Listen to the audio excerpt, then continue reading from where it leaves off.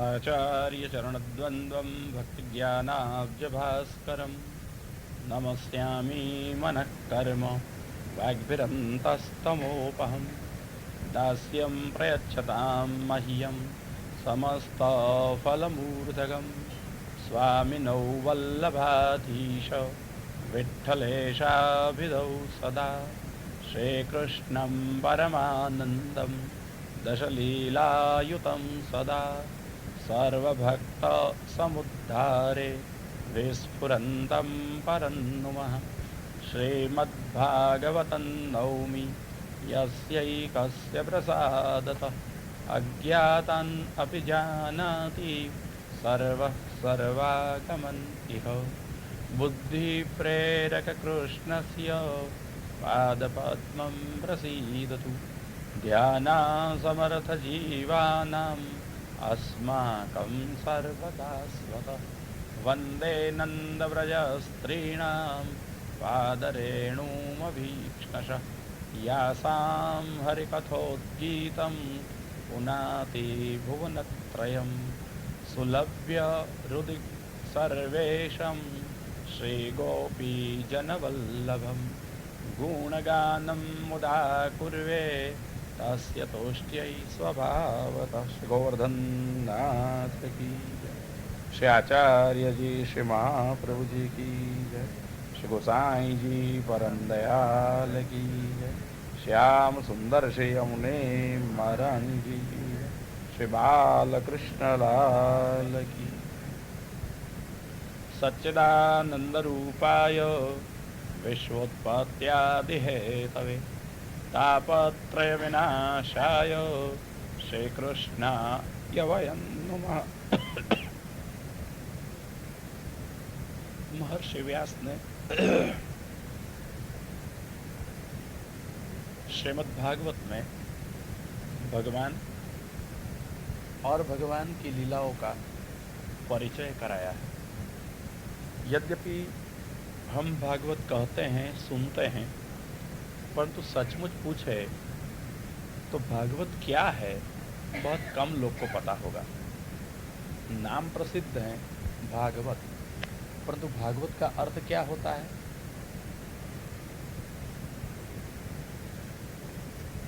भागवत शब्द से ही भागवत का अर्थ समझ में आता है।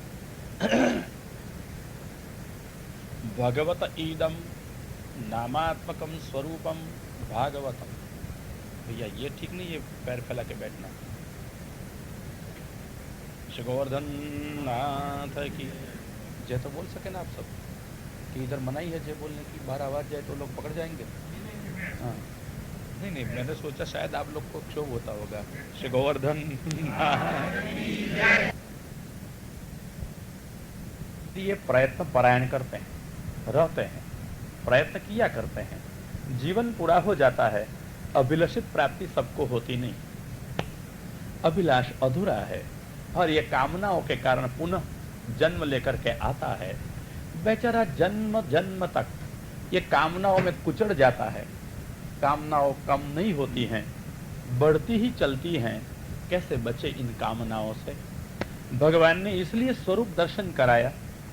आप जो रुपये देख रहे हो, सोना देख रहे हो, चांदी देख रहे हो, हीरा देख रहे हो, मोती देख रहे हो, ये आपका अभिलषित स्त्री या पुरुषों का शरीर देख रहे हो, आखिर में ये सब है क्या? अच्छा, एक दृष्टिकोण है ये सब नाशवंत है। बहुत अच्छी भैया बात। जो लोकोपचार में हम जानते हैं, लोक परंपरा से जानते हैं, तो कहते हैं नाशवंत हैं, उसका नाश होता है। शास्त्र कहते हैं नाश नहीं होता है। ये शास्त्र दृष्टि है। नाश शब्द संस्कृत की णश धातु में से होता है। णश अदर्शन, किसी का नाश नहीं है। दर्शन बंद हो जाता है, दिखना बंद हो जाता है, वही नाश होता है। वस्तु का स्वरूप का न होना, ये नाश कभी नहीं होता है।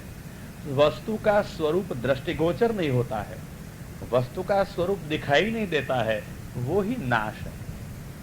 नाश का मतलब नष्ट हो जाना, अस्तित्व में न रहना, ऐसा नहीं होता है। सब जिन चीजों को हम नाशवंत मानते हैं, परंतु भैया आसक्ति इतनी बड़ी होती है कि सब समझते हैं मन में, भैया पैसे नाशवंत है या स्थिर है? सच कहना, पैसे स्थिर है? स्थिर है? आप जीवो तब तक रहने का तय है।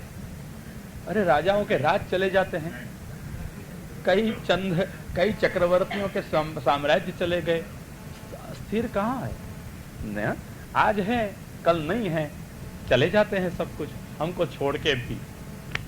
हम उसको चाहे पकड़ने को चाहे वो पकड़ नहीं सकते हैं, परंतु हम सब जानते हैं कि चंचल हैं, चली जाएगी, फिर भी पकड़ने का प्रयत्न उनको हम करके बैठते हैं। न लक्ष्मी हमको पकड़ रखती है, हीरा मोती आपको पकड़ रखते हैं, हम हीरा मोती को पकड़ रखते हैं। हम पैसे को, सोना को, परिवार को पकड़ रखते हैं। हम शरीर को भी पकड़ रखना चाहते हैं, परंतु किसी को हम पकड़ नहीं सकते हैं। ये लोग हमको पकड़ने को कभी नहीं आते हैं। आश्चर्य है कि हम जड़ वस्तु को पकड़ना चाहते हैं, चेतन होते हुए भी।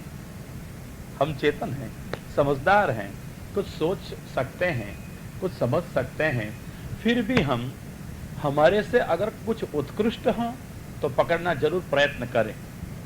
हमारे से कोई उत्तम हो तो हम जैसे मिलना चाहते हैं, उससे कुछ प्राप्त करना चाहते हैं। ऐसी तरह से अगर हम जीव हैं तो भगवान के चैतन्य का अंश हैं, तो हमको हमारे चेतन से जो उत्तम है उसको प्राप्त करने का प्रयत्न करना चाहिए। परंतु परम आश्चर्य है, हम हमारे से जो न्यून है, नीची कक्षा में है, यह जड़ को प्राप्त करने का हम प्रयत्न करते हैं। 3 कक्षा हैं, जड़, चेतन और आनंद। सच्चिदानंद ब्रह्म है, तो यही सच्चिदानंद ब्रह्म एवं भगवान, इसके सदंश में से ये सारे जगत के जड़ पदार्थ प्रकट होते हैं। उनमें चैतन्य और आनंद दोनों होते हुए भी अनुभव देते नहीं है, प्रकट नहीं है। जैसे कि आप वो तकिया लगा के बैठे हो, क्या है पीछे आपकी? ये क्या है? समझ के बोलना, ये क्या है? अच्छा, पिलर भी है ना, ठीक है। खंबा है ना, जड़ है या चेतन है? जड़ है, ठीक है। तो ये जड़ खंबा, उसमें भगवान है या नहीं है? होना तो नहीं चाहिए, ठीक है। प्रहलाद की कथा आपने सुनी है? सुनिए, भगवान कहीं से प्रकट हुए थे? खंबा में से। क्यों? अच्छा, तो मैं पूछता हूं कि खंबा में से भगवान कैसे आ गए? मेरे ख्याल से कोई पंडित को बुलाया होगा, जैसे सुपारी में गणपति को बिठावे ना पूजा करती वक्त, ऐसी तरह से भो नृसिंह हो यहाँ आगच्छ यह तिष्ठत्वाम आवाहयामि स्थापयामि, कोई ने आकर के नृसिंह का स्थापन किया होगा। है कोई ऐसी कथा भागवत में? स्थापन नहीं किया है। अगर स्थापन किया होता, मूर्ति प्रतिष्ठा की होती, प्राण प्रतिष्ठा की होती, संभव है अंदर से भगवान नृसिंह आविर्भूत हो जाते हैं, परंतु ऐसा तो किसी ने किया नहीं है ना, ठीक है।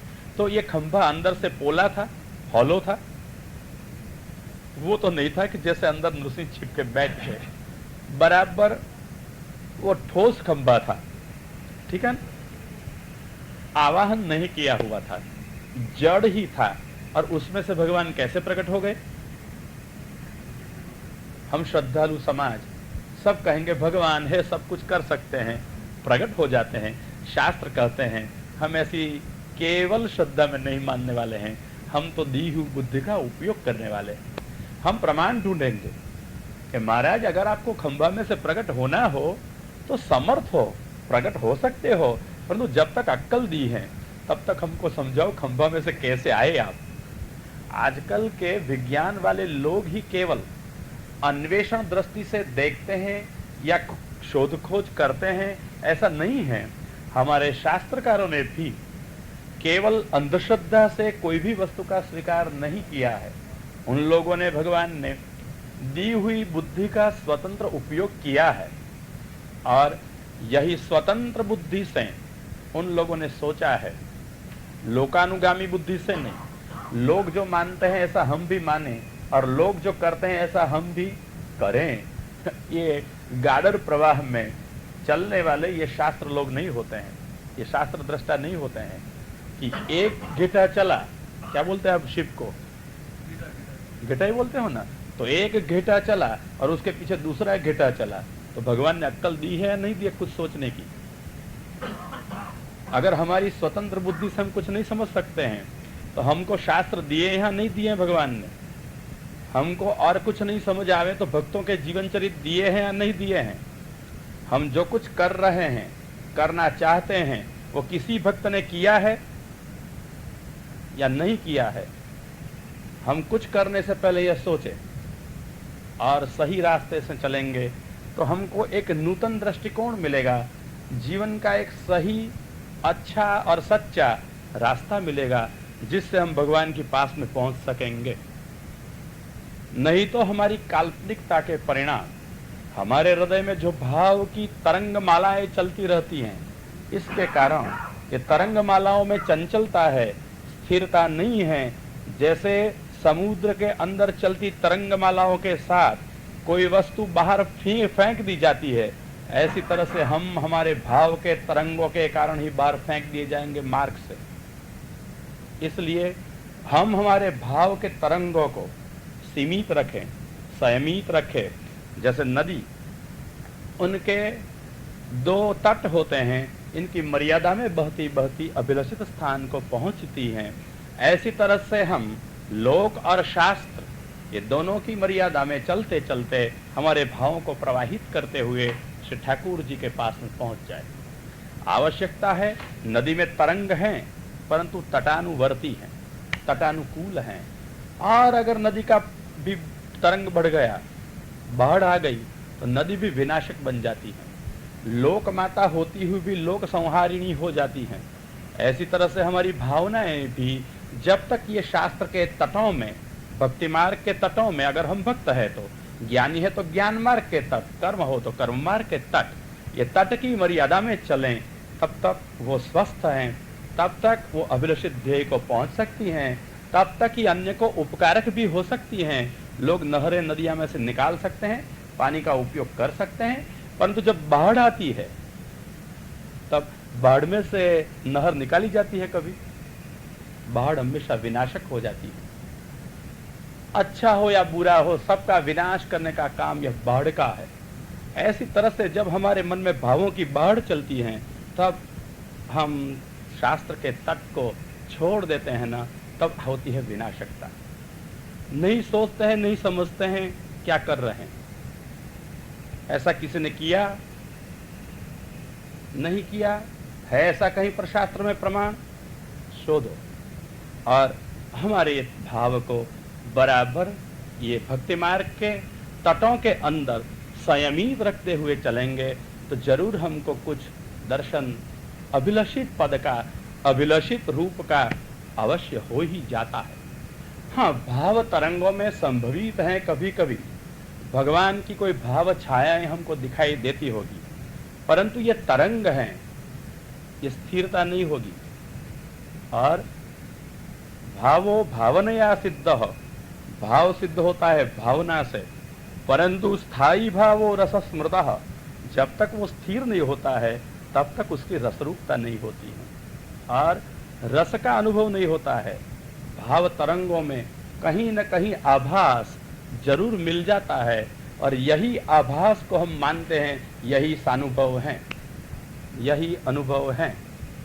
हो सकता है कोई अशक्य नहीं, कुछ अयोग्य नहीं, ये तरंगमाला है, आभासित सब कुछ हो सकता है। सर्वत्र स्वरूप में सर्वदा भगवान विराजमान है, मिल सकते हैं, दिखाई दे सकते हैं, परंतु स्थायी रूप से जो दृढ़ भाव हैं, स्थिर भाव हैं, वो शास्त्र एवं संप्रदाय मर्यादा अंतर्गत भाव हैं, इससे ही वो स्थायी रूप से प्राप्त होते हैं, इससे ही ये अनुभव हमारे लिए दृढ़ होता है। इसलिए आवश्यक होता है कि नदी में आई हुई बाढ़ के जैसे हमारे उच्छलित भावों को हम धर्मशास्त्रों की, भक्ति शास्त्रों की तट मर्यादाओं में नियंत्रित कर दें। इसलिए आज सब लोगों के लिए आवश्यक है कि हम केवल भाव प्रवाह में प्रवाहित न हो जाए। केवल सेवा, मनोरथ आदि है तो सर्वोत्तम, फिर भी वल्लभाचार्य जी ने केवल सेवा करो, केवल मनोरथ करो कभी नहीं कहा है। कहा है शास्त्रम अवगत्य मनोवाग देहि कृष्ण सेव्य। शास्त्र को ठीक ढंग से समझो और शास्त्र को समझ के मन, वाणी और शरीर से कृष्ण की सेवा करनी जरूरी है, जरूरत है। अगर जिसको जरूरत है कि मेरे को कृष्ण की सेवा करनी है, तो जरूरत है तो ढूंढ लेगा अपने आप। क्यों हम प्रयत्न करें सामने चलते सबको देने का? ढूंढ लेगा जरूरत वाला। आप लोग को पैसे की जरूरत है, पैसा सामने से आते ही आप ढूंढते हो? आते हैं किसी के पास पैसा सामने से चल के? एक जड़ वस्तु सामने से नहीं चल के आती है। जिनको जरूरत है ये लोग ढूंढ लेते हैं। तो जब तक जीवों को महाप्रभु जी ने अंगीकार किया है, अंगीकृतौ समर्यादा, यह शब्द से समर्याद अंगीकार है।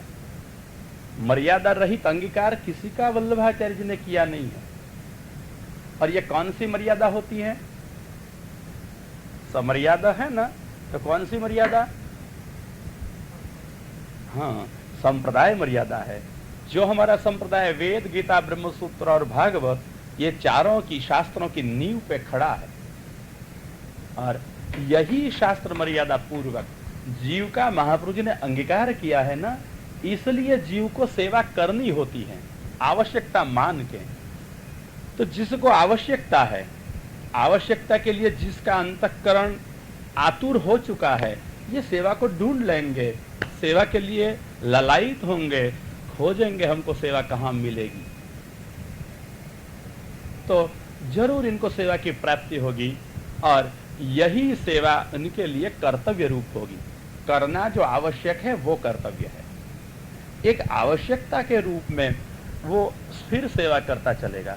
फिर वो सेवा जब भगवान स्वीकार करेंगे और यादृशी सेवना प्रोक्ता, सेवा फल में कहा है सेवा भी ऐसी करो जो हमने कही है। महाप्रभु का ये अभिप्राय है। यादृशी प्रोक्ता, सिद्धांत मुक्तावली में जो रीत की सेवा कही है वो मर्यादा में रहकर रीत की सेवा करें।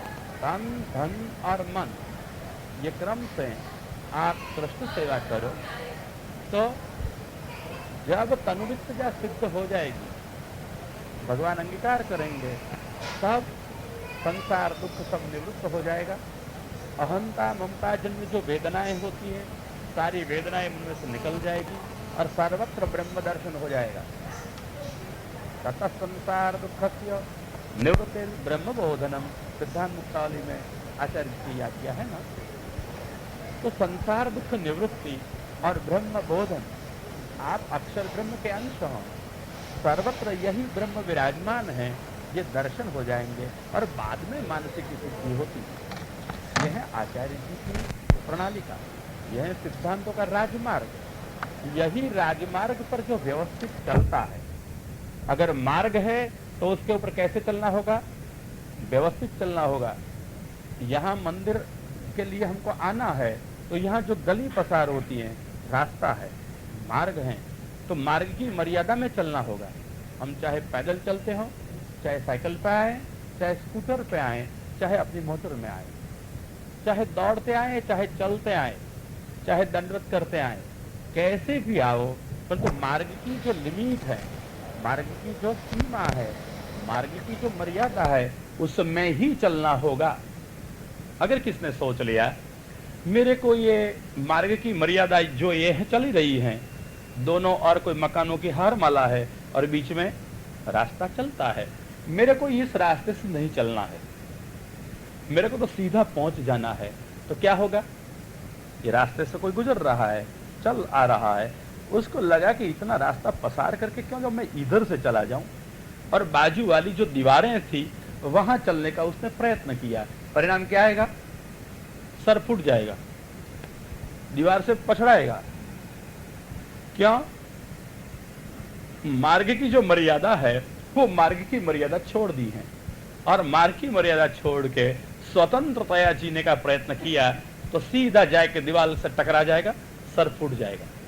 अगर सोच लिया हमारे पास में साधन है, हम ये दीवार को तोड़ के फेंक देंगे, और अगर दीवार को तोड़ने का प्रयत्न किया तो क्या होगा? मकान तो फिर बाद में गिर जाएगा, पहले तो पुलिस आके पकड़ लेगी और मकान का मालिक डंडा लेकर सामने आ जाएगा, कोई छोड़ेगा नहीं। छोड़ेगा? नहीं छोड़ेगा आपको। तो आप ये मकान को तोड़ के नहीं जा सकते हो। सही रास्ता है, वही रास्ता से चलो। मतलब कि जो महापुरुष ने अंगीकार किया है, समर्याद है, यही मर्यादा में रहो और चलो तो सही रास्ता से पहुंच सकेगो, नहीं तो सर फूट जाएगा या मकान वाला डंडा से सर फोड़ देगा, नष्ट भ्रष्ट हो जाएंगे। इसलिए हमको जब तक महाप्रभु जी की आज्ञा है, शास्त्रम अवगत्य, शास्त्र समझ के सेवा करो और बाद में तनुवित्त जा सिद्ध हो जाएगी तो सर्वत्र ब्रह्म दर्शन हो जाएगा और फिर आपकी मानसिक सिद्धि होती है। ये एक राजमार्ग है। हाँ, ये ग्रंथ सिद्धांत मुक्तावली महाप्रभु जी ने किसके लिए बनाया? आप लोग ग्रंथ पढ़ते हो कभी कभी? क्या करें, रसोई पकाने से कब निवराश मिले तो हम ग्रंथ देखे क्यों? और बच्चे को संभालना, रसोई को पकाना और फिर इधर उधर जरा टीवी को देखना, इधर उधर घूमते रहना, क्यों भैया सारे दिवस जरा पैसा कमाना और कमाए हुए पैसा की भी वृद्धि होते चले ऐसी व्यवस्था करना और कमाए हुए को अच्छी तरह से भोगना, इनमें से हमको कब नवराश मिले कि हम ग्रंथ को देखें। हाँ, हम एक ग्रंथ जानते हैं, देखते हैं। कौन सा ग्रंथ? कौन से ग्रंथ आप देखते हो? सब प्राय करके रोज दुकान में जाओ, पेढ़ी में जाओ और चौपड़ा चलेगा।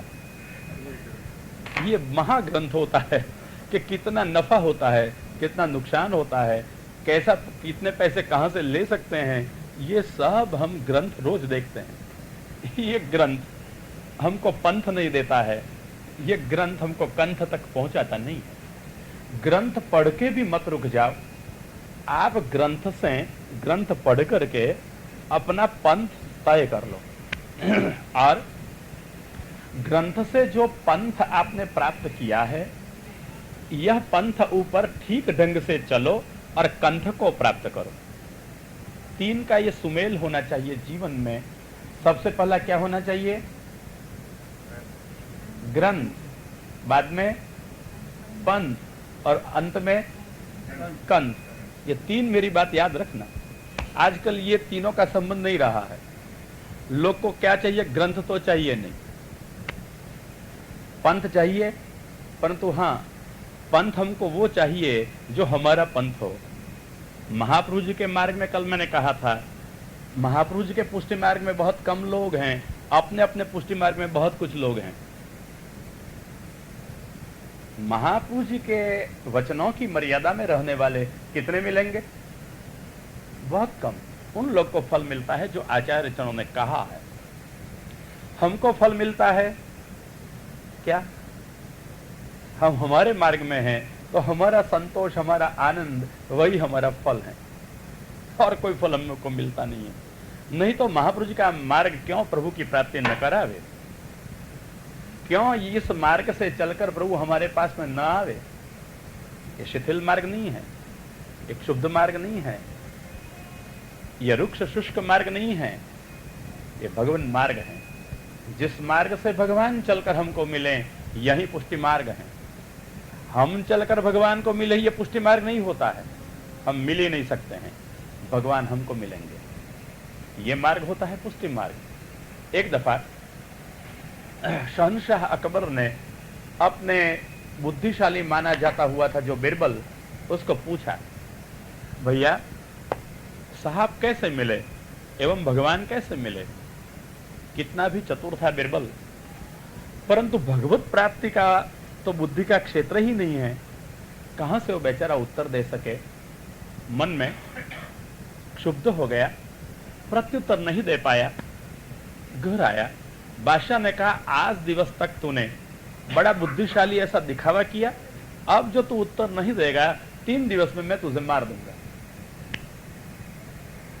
बेचारा व्यस्त हो गया, त्रस्त हो गया। घर में आए और 3 दिवस के बाद जिसको पता चल गया है कि मरना ही है, उसको भोजन करना अच्छा लगेगा? नींद आएगी, आनंद रहेगा? मुंह पर से हाथ से उड़ गया। बेचारा मन में जल रहा था, घबरा गया था, कैसे अब मैं बच सकता हूं, क्या अब मैं कर सकता हूं। और इसी ही कारण मुंह पे ग्लानि फैल गई थी। छोटी सी बच्ची घर में थी, उसने देखा कि कैसे न कैसे आप दादाजी अप्रसन्न हैं। उसने पूछा, दादाजी क्या है आपको आज? बड़ों के पास में कभी छोटे छोटे आते हैं, उदासीन देख के क्यों रो रहे हो, क्या हो रहा है? और हम बच्चे को टालने का प्रयत्न करते हैं। छोड़ो, आपको पता नहीं चले। ऐसे ही बच्ची ने हट पकड़ी, नहीं पिताजी, दादाजी हमको दिखाओ क्या है। बिरबल ने जैसे उसको टालना हो ऐसे कहा, बेटी कोई बात नहीं, तेरे को क्या पता चले, भगवान कैसे मिले? बादशाह ने पूछा है, मेरे को पता नहीं, नहीं बताऊं को 3 दिवस के पास बेटी मार देगा, फिर ये दादाजी तेरे को नहीं मिलेंगे। कहते हुए बेचारा रो पड़ा। बच्चे ने कहा, इसमें रोने की बात क्या है दादाजी, बहुत आसान है। बेटी क्या आसान है? और कभी कभी ऐसा भी होता है, छोटे छोटे बच्चे बूढ़े को भी मार्गदर्शन कराने वाले हो जाते हैं। बच्चे ने कहा, दादाजी आप मुझको रोज कहते थे कि बेटी तू स्कूल में पढ़ती है, अगर तेरे को कुछ आवे नहीं तो तेरे गुरुजी से पूछना चाहिए, गुरुजी सिखा देंगे। जो अच्छा सिखावें, अज्ञान को दूर करें, ज्ञान का प्रकाश करें, प्रभु प्राप्त मार्ग करावें, ये गुरु होते हैं। तो दादाजी आपने मेरे को कहा था गुरु से पूछना चाहिए, तो आपके कोई गुरु नहीं है, आप गुरु को पूछो। बिरबल को तब बुद्धि का प्रकाश हो गया, उजाला हो गया। हाँ, मेरे गुरु, मैं भूल गया उनको ही। और याद आया श्रीमद वल्लभाचार्य जी के सुपुत्र श्रीमद विठलनाथ जी, श्री प्रभुचरण गोसाई जी इनके गुरु थे, गोकुल में निवास करते थे। तुरंत ही बिरबल चलाया गोकुल में, श्री गोसाई जी को दंडवत किया, विनती की, कृपानाथ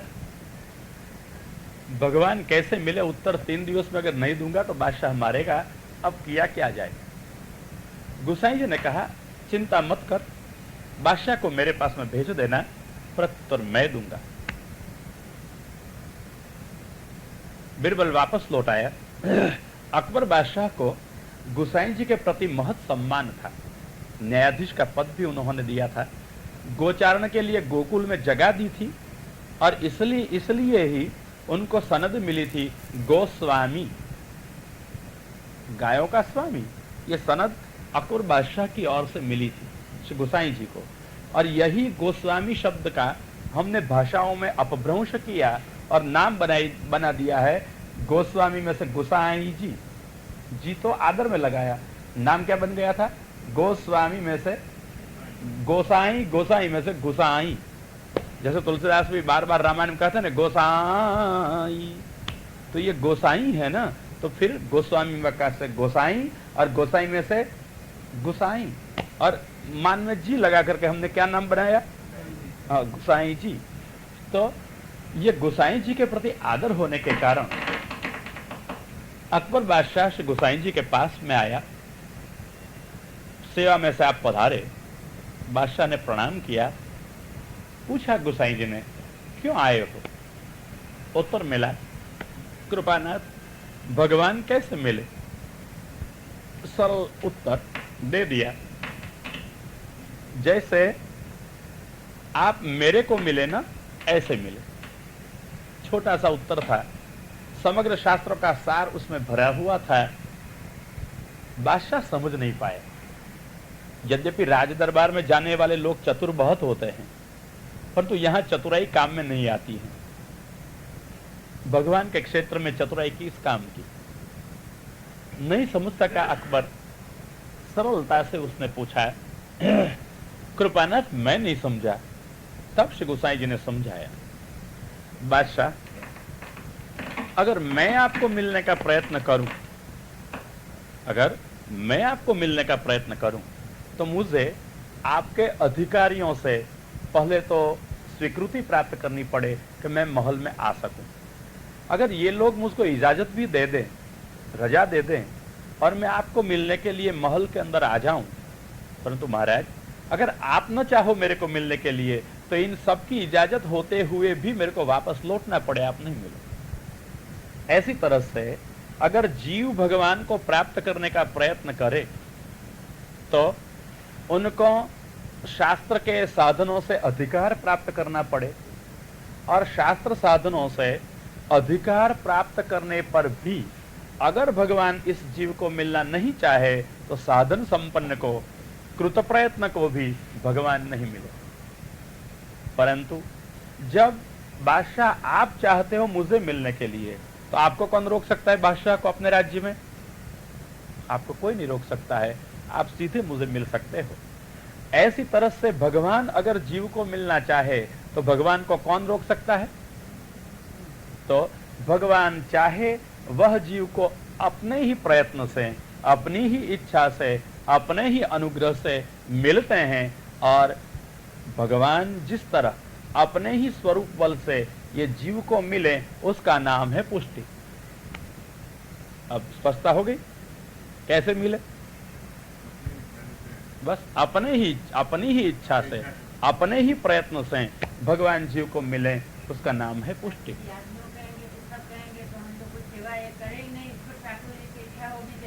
हम मत करो, परंतु अब समझा देता हूँ, सुनो। बराबर है, आपकी सेवा करने से नहीं मिलेंगे, ये तो लिख रखो। वो मिलेंगे तब जब वो चाहेंगे। इसलिए तत्सिद्धौ फलम उच्यते, सेवा फल में महाप्रभु ने कहा आप सेवा करोगे इसलिए भगवान नहीं मिलेंगे। सेवा सिद्ध होगी, भगवान स्वीकारेंगे, संतुष्ट हो जाएंगे, तब फल मिलेगा। और फल में है अलौकिक सामर्थ्य। एक वैकुंठ में सेवोपयोगी दे, दूसरा फल है, और तीसरा है सायुज्य। तीन में से कोई फल भगवत इच्छा अनुसार ही मिलता है। इनमें अलौकिक सामर्थ्य हैं जिससे यह शरीर से, यह इंद्रियों से, यही जगत में हम साक्षात भगवान का अनुभव करें। ये अलौकिक सामर्थ्य होता है, ये सेवा का फल है। परंतु मत मानो वो सेवा से मिलता है, सेवा का स्वीकार करे। तत्सिद्धौ फलम उच्यते, जब तक आपकी सेवा सिद्ध नहीं है तब तक कोई फल नहीं मिलता है। वहां ही महाप्रभु जी कहते हैं सतत सेवा करने वाला जीव भी अगर भगवान को नहीं मिल सकता है, अगर सेवा में फल में कहे हुए 3 फल नहीं मिलते हैं, तो सोचे 3 प्रतिबंध हो गए जीवन में, लौकिक भोग, उद्वेग, जीवकृत और भगवतकृत प्रतिबंध। ये 3 में से कोई प्रतिबंध भी अगर न हो और फिर जीव सेवा करता हो और कहे हुए 3 में से कोई भी फल न प्राप्त हो, तब आचार्य चंद कह देते तदा अयम जीव आसुर इति निर्धारः। अगर न फल मिला तो ये जीव आसुर है। पुष्टि मार्ग में काल्पनिक फल नहीं होते, वास्तविक फल होते हैं। इसलिए मिलने ही चाहिए भगवान, परंतु कैसे मिलेंगे? अपनी इच्छा से। इसलिए स्वेच्छा से भगवान मिले। स्वरूप बलेन स्वप्रापणम पुष्टि ही, भगवान अपने स्वरूप बल से जीव को अपनी प्राप्ति करावे, अपन मिल जाए, ये ही पुष्टि है। परंतु अगर भगवान चाहे कि मुझे इस जीव से सेवा करानी है, इस जीव से भक्ति करानी है, तो भगवान इस जीव को भक्ति का दान करेंगे और भक्ति के द्वारा ही प्राप्त होंगे। समझ गए? मतलब सबको सेवा कराएंगे ऐसा कोई नियम नहीं है। समझ गए? बराबर। मार्ग की स्थिति यह है, मुख्य पक्ष यह है कि भगवान जिसको चाहे उसको बिना कुछ किए मिल जाए, यही है पुष्टि। अगर भगवान चाहते हैं कि सेवा कराना है तो भगवान सेवा कराएंगे और सेवा से भी मिलेंगे। 2 प्रकार हैं। इसलिए पुरुषोत्तमस्तु प्रसादैक लभ्य उत वा प्रसाद लभ्य भक्ति लभ्य। भगवान अपनी प्रसाद से एवं कृपा से ही मिलते हैं, अथवा कृपा करके जो भक्ति मिलती है, कृपा से उत्पन्न हुई भक्ति, तरंगायित भक्ति नहीं, किसी के दिखा देखी करी हुई भक्ति नहीं, इससे कोई मिलता नहीं है, खड्डे में गिर जाओगे। परंतु भगवान ने दी हुई भक्ति होती है, तब दी हुई भक्ति के कारण भगवान मिलते हैं। बस पुरुषोत्तम प्राप्ति की ये 2 ही उपाय हैं, दूसरा कोई उपाय नहीं है। यह मार्ग मर्यादा। स्वयं स्वरूप बल से भगवान मिले पुष्टि से, अथवा पुष्टि में से पुष्टिजन्य भक्ति से, कृपा से भक्ति का दान करें, सेवा भी करावें, तो इससे भगवान प्राप्त होते हैं और कोई साधनों से नहीं। जीव चाहे मैं सेवा करूं और भगवान को प्राप्त कर लूं, तो न वे सेवा कर सकता है, न वो भगवान को प्राप्त कर सकता है। भगवान ने जिसको चाहा है अपन को ये प्राप्त करे, ऐसे ही जीव को वो भक्ति का दान करता है। इसलिए हम चले भक्ति बांटने को, मैं इसको वैष्णव बना दूं, इसको भक्ति करा दूं, कुछ नहीं होगा। आई समझ में? व्युच्चरण जब जीवों का होता है, ब्रह्म में से जब उसको अपनी लीला के लिए ब्रह्म व्युच्चरित छूटे करते हैं, भिन्न रूप देते हैं, तभी वो सोच रखते हैं कि अस्मै जीवाय अमुकं कर्म कारयित्वा अमुकं फलमहं दास्ये। इस जीव के पास अमुक कर्म करा करके अमुक फल मैं दूंगा। इसी ही वक्त भगवान ने जो विचार किया है, वही विचार सबके लिए होता है अधिकार। हम हमारे प्रयत्नों से अधिकार नहीं प्राप्त कर सकते हैं। भगवान ने सोच रखा है, जिसके लिए पुष्टि भक्ति कराना चाहा है, उसमें पुष्टि भक्ति के बीज रखे हैं। मर्यादा भक्ति करानी है, उसमें मर्यादा भक्ति के बीज रखे हैं। प्रवाह में ले जाना है, वो प्रवाह में ही जाएगा। अगर फिर भी बीज रखे हैं और सिंचन होगा तो बीज में से कुछ अन्न उत्पन्न होगा, परंतु अगर बीज नहीं रखा है फिर भी सिंचन होता चलेगा, तो मैं आपसे पूछता हूं सिंचन में से क्या मिलेगा? खेतों में सिंचन होता है, क्या उगता है? अगर खेत में कुछ बोया नहीं होता है, कुछ बीज नहीं होते, तो घास उग निकलेगा, घास उगता है। तो जिसमें पुष्टि भक्ति मार्गीय बीज नहीं है, इन लोगों को अगर सिंचन भी मिल जाता है तो घास उगता है, अन्न का एक दाना नहीं पकेगा। दाना वहां पकेगा जहां बीज बोए हुए हैं। हम बीज नहीं बो सकते हैं। बीज कौन बोता है? ठाकुर जी स्वयं। इसलिए श्रीमद् वल्लभाचार्य चरणों ने दैवी जीवों का ही उद्धार किया, दैवी जीवों का ही अंगीकार किया। समर्थ आचार्य एवं भगवद रूप एवं स्वामी रूप होते हुए भी आचार्य जी ने कभी किसी को पुष्टि मार्गीय बनाने का प्रयत्न नहीं किया है। नहीं चाहा है कि उसको भगवान मिल जाए, लो मैं मेरा सामर्थ्य का प्रयोग करूं। किया है? कई जीवों को वापस लौटा दिए हैं, शरण में आए हुए को भी, कि भाई तुम्हारा अधिकार नहीं है। लड़का को कहा तेरा अधिकार है, तू आ जा। दैवी है तो उसको ब्रह्म संबंध कराया, कृष्ण सेवा कराई और उसको भगवद अनुभूति करा दी। परंतु उसके अगर माँ बाप भी आ गए, दैवी नहीं थे, तो महापुरुष जी ने नहीं कहा हम तुमको ब्रह्म संबंध कराएंगे, तुमको वैष्णव बना देंगे, तुमको सेवा कराएंगे, सानुभव कराएंगे। ये उच्छलित भाव नहीं था महापुरुष जी में, क्योंकि आचार्य थे, मार्ग की परिपाटी के अनुसार चलने वाले थे, शास्त्र सिद्धांतों से। इसलिए महाप्रभु जी के लिए श्री गोसाई जी ने कौन सा शब्द कहा? दैवोद्धार प्रयत्नात्मा। कहा है सर्वोद्धार प्रयत्नात्मा, दैवोद्धार प्रयत्नात्मा। जो दैवी जीव हैं, इन लोगों के उद्धार में ही प्रयत्न करते हैं श्रीमद् वल्लभाचार्य चरण। हाँ, हमारे कृष्ण आवे तो महाप्रभु जी स्वयं कहते हैं सर्वोद्धार प्रयत्नात्मा कृष्ण प्रादुर्बभूवः। सर्वोद्धार प्रयत्नात्मा तो कृष्ण है। ये प्रवाह वालों को भी उद्धार कर देंगे, ये मर्यादा वाला की भी उद्धार कर देंगे और पुष्टि वाला का भी उद्धार कर देंगे। कौन करेगा ये काम? कृष्ण करेगा। और वल्लभाचार्य जी क्या करेंगे? वो तो प्रवाह के जीवों को हाथ जोड़ के दूर रखेंगे, ना बोल देंगे, वो ब्रह्म संबंध नहीं कराएंगे। वो तो जो मर्यादा के जीव हैं, दैवी हैं, एवं पुष्टि के जीव हैं जो दैवी हैं, उनका ही स्वीकार करेंगे। इसलिए दैवोद्धार प्रयत्नात्मा महाप्रभु जी ने जीवों की परीक्षा की है। योग्य हैं, अयोग्य हैं, दैवी हैं, मर्यादा योग्य हैं या पुष्टि योग्य हैं।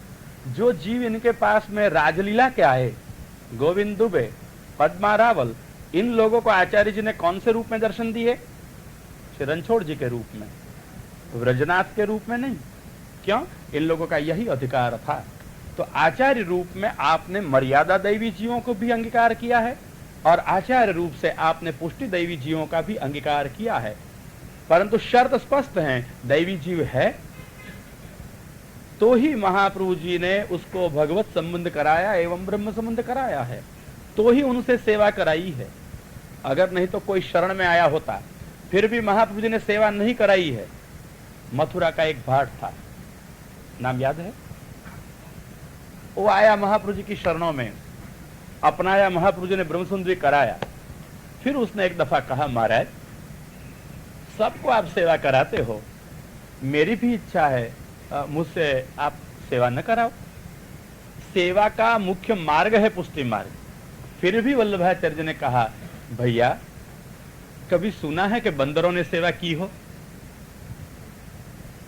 तू लीला में बंदर था, इसलिए तू सेवा नहीं कर सकेगा। तो लीला का बंदर भी वहां मनुष्य होकर के आया तो सेवा नहीं कर सका है। यह है मार्ग श्री वल्लभाचार्य जी का। आज हम उसको सार्वजनीन बनाने को चाहते हैं, सबको पहुंचाने को चाहते हैं। महाप्रभु जी ने स्वयं नहीं चाहा, भगवान ने स्वयं नहीं चाहा, आज हम सबको पहुंचाने को चाहते हैं। पहुंचा सकेंगे?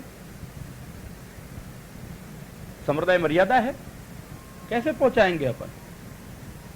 महाप्रभु जी ने भी उसी जमाने में अंगीकृत भक्तों के लिए भी कह दिया, तू लीला में बंदर था, बंदरों ने कभी सेवा नहीं की है, तू सेवा कैसे करेगा? तो महाप्रभु जी ने सेवा पधराई है उसको। तो महाप्रभु जी चाहते तो अपने प्रमेय बल का उपयोग करके सेवा करा सकते थे या नहीं? तो क्यों नहीं कराई? महाप्रभु जी ने भी ये मर्यादाओं का उल्लंघन कभी नहीं किया है।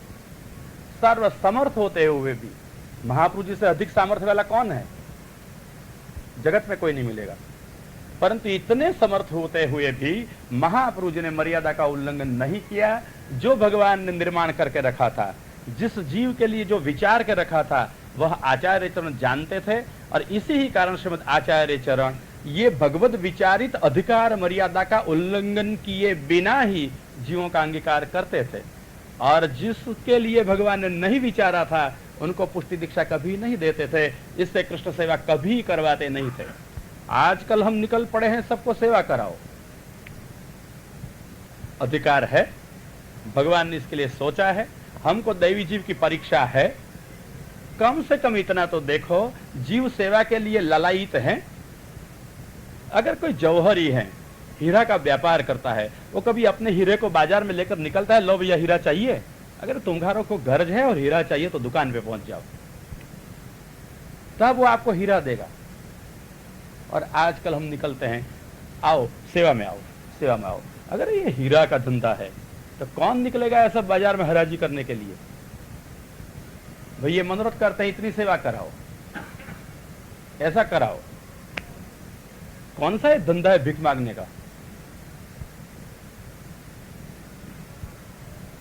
हाँ, मनोरथ व्यक्ति के रूप से अपने ठाकुर जी को अपनी तनुजा सेवा पूर्वक घर में करे। अपना शरीर, अपना धन और अपना मन तीनों प्रभु के लिए लगावे, सेवा तब होती। परंतु मतलब ये नहीं कि जो ठाकुर जी के मनोरथ आदि ये मंदिर जैसे हो और जो करने के हैं उत्सवादि, वो नहीं करे, वो नहीं है। उत्सवादि का जो क्रम है महाप्रभु जी ने जो प्रसिद्ध और प्रकट किया है, वो अवश्य करें। परंतु हम मनोरथ महासागर में मग्न हो जाए और अधिकार मर्यादा को भूल जाए, ये प्रकार कहां का है? हम मनोरथ करें और प्रसाद वाला मुंह फाड़ के बैठ रहे कि प्रसाद आएगा, हमको मिलेगा। ये कौन से मनोरथ होते हैं? अगर मनोरथ कराने हैं ना, तो ऐसे लोग होने चाहिए, प्रसाद उसको मत दो। मैंने एक मंदिर में ऐसा कहा था कि मनोरथ सबका करना हो तो करो, पर प्रसाद देना बंद कर दो। तो उसने क्या कहा पता है कारभारी जी ने? शास्त्री जी, प्रसाद देना हम बंद कर दे तो मनोरथ अपने आप बंद हो जाएंगे। क्योंकि लोग क्यों देते हैं? प्रसाद मिलता है, ठीक तो मनोरथ होता है। मैं कहता हूं ये प्रभु के लिए मनोरथ है या प्रसाद के लिए? क्या बना रखा है हमने दुकानदारी का धंधा? ये सब जरूर करें। ठाकुर जी का जो नियत उत्सवादि होने वाला है, वो निरपेक्ष भाव से अवश्य करना चाहिए, सुंदर रीति से करना चाहिए। परंतु वैष्णवन को अपने घर के अंदर सेवा करने की आवश्यकता है। अपने वर्णाश्रम धर्म की मर्यादा में रहते हुए अपने तन से और अपने ही धन से अपना मन लगा करके सेवा करें। जब तक अपना तन और अपना धन योग्य रीति से सेवा में नहीं लगाते हैं, तब तक मन सेवा में एवं भगवान में कभी लगेगा नहीं। हमने थोड़ी सी मिश्री धरा करके सेवा का आडंबर कर रखा, हम सेवा करता है। मैं पूछता हूं कौन सी तनुजा होती है उसमें? कौन सी वित्तजा होती है? हमारे लिए हम प्रतिमास कितने रुपये खर्च करते हैं और ठाकुर जी के लिए कितना खर्च होता है? अगर सेवा भी करनी चाहिए तो घर के कोने में एक ठाकुर जी रख लिए हैं और प्रायः करके कहां रखते हैं? रसोड़ा में। चिंता ही नहीं महाराज, गरम गरम देखते चलो, आरोगते चलो। ये पुष्टि मार्गीय प्रभु की उपेक्षा है या उसके प्रति प्रेम है या उसके प्रति आदर है? हमने हमारी सगवड़ के मुताबिक महाप्रभु जी की मार्ग की मर्यादा के सोच या विचार के बिना जो कुछ हमको सुविधा मिली, हमको मन में रुच गया, ऐसी काल्पनिक परंपरा सारी मार्ग की चला रखी है आजकल प्रायः करके सब। अपवाद रूप जो कोई है जो यथार्थ करता है तो उसको तो वंदन है, परंतु आजकल हम कर क्या रहे हैं?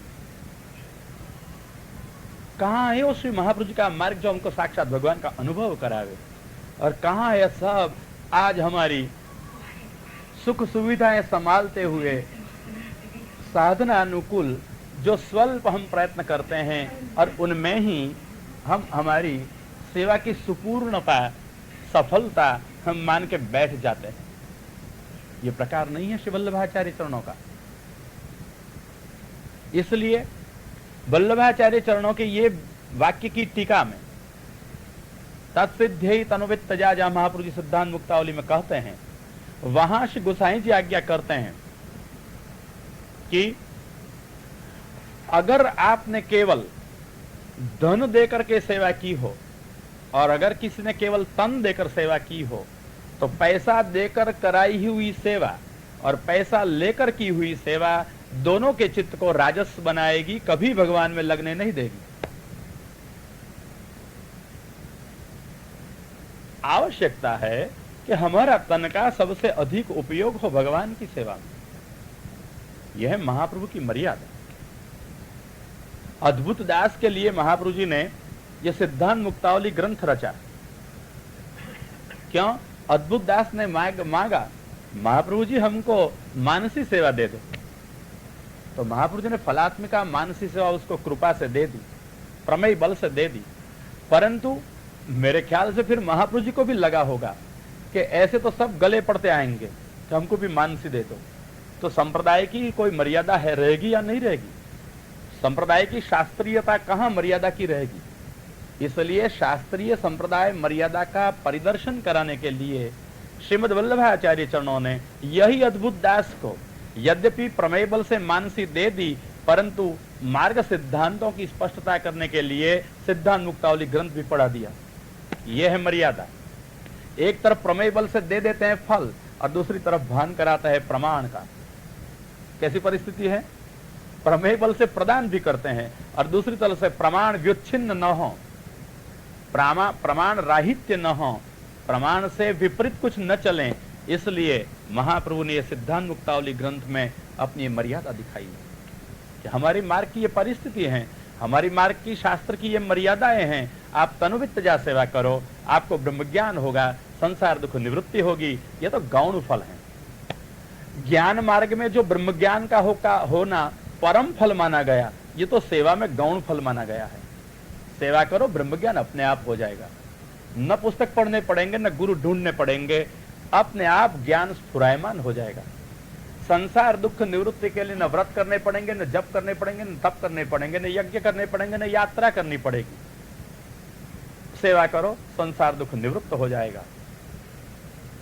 और ये तो सब गौण है, जिसको आज हम मुख्य बना के बैठे हैं। संसार का दुख दूर करना है। ब्रह्म ज्ञान की तो हमको कोई परवाह ही नहीं है, कल्पना भी नहीं है, अपेक्षा भी नहीं है। हम तो हमारे संसार के दुखों को दूर करने के लिए रात दिवस प्रयत्न करते रहते हैं। हमको दुख को दूर करना है और सुख को प्राप्त करना है। परंतु भागवत के तृतीय स्कंध में विदुर जी ने एक बहुत सुंदर बात कही है। सुखाय कर्माणि करोति लोको न तये सुखं वन्यदुपारमं वा विन्देत भूय तत एव दुःखं यदात्र युक्तं भगवान वदेन्नः। मर्द संसार के सारे प्राणी प्रयत्न करते हैं अपने दुखों को दूर करने के लिए, प्रयत्न करते हैं सुख को प्राप्त करने के लिए। आप लोग रात दिवस काम कोई ना कोई करते रहते हो ना? क्यों करते हो भैया? सुख प्राप्त करने के लिए। और दुख रखने के लिए। अच्छा, तो प्राणी मात्र के ये पुरुषार्थ हैं। सब प्रयत्न करते हैं दुख दूर करने के लिए, सुख प्राप्त करने के लिए। परंतु छोटा सा प्रश्न है, आप सब लोग प्रयत्न करते हो, तो आपके प्रयत्नों से आपके दुख दूर होते हैं, सुख मिलते हैं? के यही प्रयत्नों से जिसे आप दुख दूर करना चाहते हो, जिसे आप सुख प्राप्त करना चाहते हो, यही प्रयत्नों से दुख बढ़ता नहीं चलता है? आप घर में एयर कंडीशन रखते हो, गाड़ी में एयर कंडीशन रखते हो, दुकान में एयर कंडीशन रखते हो, काय के लिए? सुख के लिए। मैं कहता हूं धंधा चलाते वक्त ये सब सुख भोग, बिजली बंद हो गई फिर? अच्छा, और एयर कंडीशन चलाने की कंडीशन और क्या होती है? ये कंडीशन सबसे बड़ी है। अगर एयर कंडीशन चलाना है तो कंडीशन है पैसा कमाना, और ये पैसा कमाना आसान ही है ना? आसान तो नहीं। पैसा, कृपा की राह देखते नहीं बैठते हो हाथ जोड़ के, हे भगवान कृपा करो पैसा मिल जाए, तो आप समाधि नहीं करते हो, भागदौड़ करते हो, नौकरी धंधा करते हो। ये कृपा की राह नहीं देखते हो, प्रयत्न करते हो, प्रयत्न करते हो। समझ गए? ऐसी बात है। कृपा तक वो तो मुख्य सिद्धांत है, सर्वत्र कृपा होती है, कृपा के अतिरिक्त कुछ होता नहीं है। तो मैं पूछता हूँ आपको, आप कमाने को चलते हो तब कृपा को ढूंढते हो या धंधा ढूंढते हो? ढूंढते हो क्या हो? ये बात छोड़ दो, आप ढूंढते हो क्या हो, कृपा को या धंधा को? हाँ, तो समझो अब क्या कहना है मेरे को, कि हम लोग कृपा को वहां नहीं ढूंढते हैं। अगर कृपा भी ढूंढते हैं तो किसके लिए कहूं? पैसा के लिए। अब कृपा का सच्चा स्वरूप दिखा दूं क्या है? चाहती है कृपा, फिर मेरे को दिखाना। बलिराजा के प्रसंग में, भागवत के 8वें स्कंद में, वामन ने जब 3 पैर पृथ्वी मांग ली और 2 पैर में सर्वस्व बलिराजा का ले लिया, तीसरे पैर न दे सकने पर बलि को बंधन में डाल दिया, और भगवान ने कहा तृतीयम उपकल्पय, लाओ मेरा तीसरा पैर जो तूने देने को कहा था, मेरे पैरों के नाप से तू पृथ्वी देने वाला था। मूर्ख अभिमान करता था, अधिक मांगो, मैंने जो मांगा वो तू नहीं दे सकता है। और भगवान ने बलिराजा को बंधन में बांध दिया था। ब्रह्मा जी ने कहा महाराज, ये जो आपको सर्वस्व दे रहा है उसको बंधन में क्यों रखा? इसको तो कृपा करनी चाहिए। भगवान ने कहा ब्रह्मन यस्याहम अनुगृह्णामि, अरे ब्रह्मा मैं जिसके ऊपर कृपा करता हूं तस्य धनम हराम्यहम शनैहि, मैं उसका धन ले लेता हूं। चाहिए अब कृपा? हाँ ये बात है भैया, कृपा इसलिए चाहिए कि कमानी हो, कृपा इसलिए चाहिए कि काया बनी रहे, कृपा इसलिए चाहिए कि हमारा कुटुंब का निर्वाह हो, कृपा इसलिए चाहिए कि हमारी कामनाओं की, लौकिक कामनाओं की पूर्ति हो, कृपा इसलिए चाहिए कि मनोनुकूल कामिनी मिल जाए। हम सब ये कृपा चाहते हैं हमारे लौकिक कार्यों के कारण, सफलता के लिए, जो हम आसानी से कर नहीं सकते हैं और प्रमाद पूछना चाहते हैं, तो भगवान को बनाते हैं साधन। भैया कृपा कर दो, हमको थोड़ा पैसा मिल जाए, भैया कृपा कर दो एक लड़का हो जाए। हाँ एक तो चाहिए ना, तो हम भगवान को स्वामी नहीं रखते, नौकर बनाते हैं, हमारा सब काम करने वाला। आपका भगवान स्वामी है या नौकर है? जब मंत्र ब्रह्म समन का दिया गया तो क्या बोलते हो? और सारे शास्त्रों का सिद्ध अर्थ क्या है? अंशो नाना व्यपदेशाद आदि ब्रह्मसूत्रों से देखें तो जीव भगवान का अंश है, इसलिए जो अंशी है वो स्वामी है और अंश है वो सेवक हैं, दास हैं। तो दास को काम करना होता है या स्वामी को? दास को। तो ये सब लाने का, करने का किसको हमने सौंप दिया? कृपा से। महाराज कृपा करो और काम करते रहो। तो भगवान हमारा जो काम करे उसका नाम कृपा, और भगवान हमारा काम न करे तो अकृपा। ऐसा है।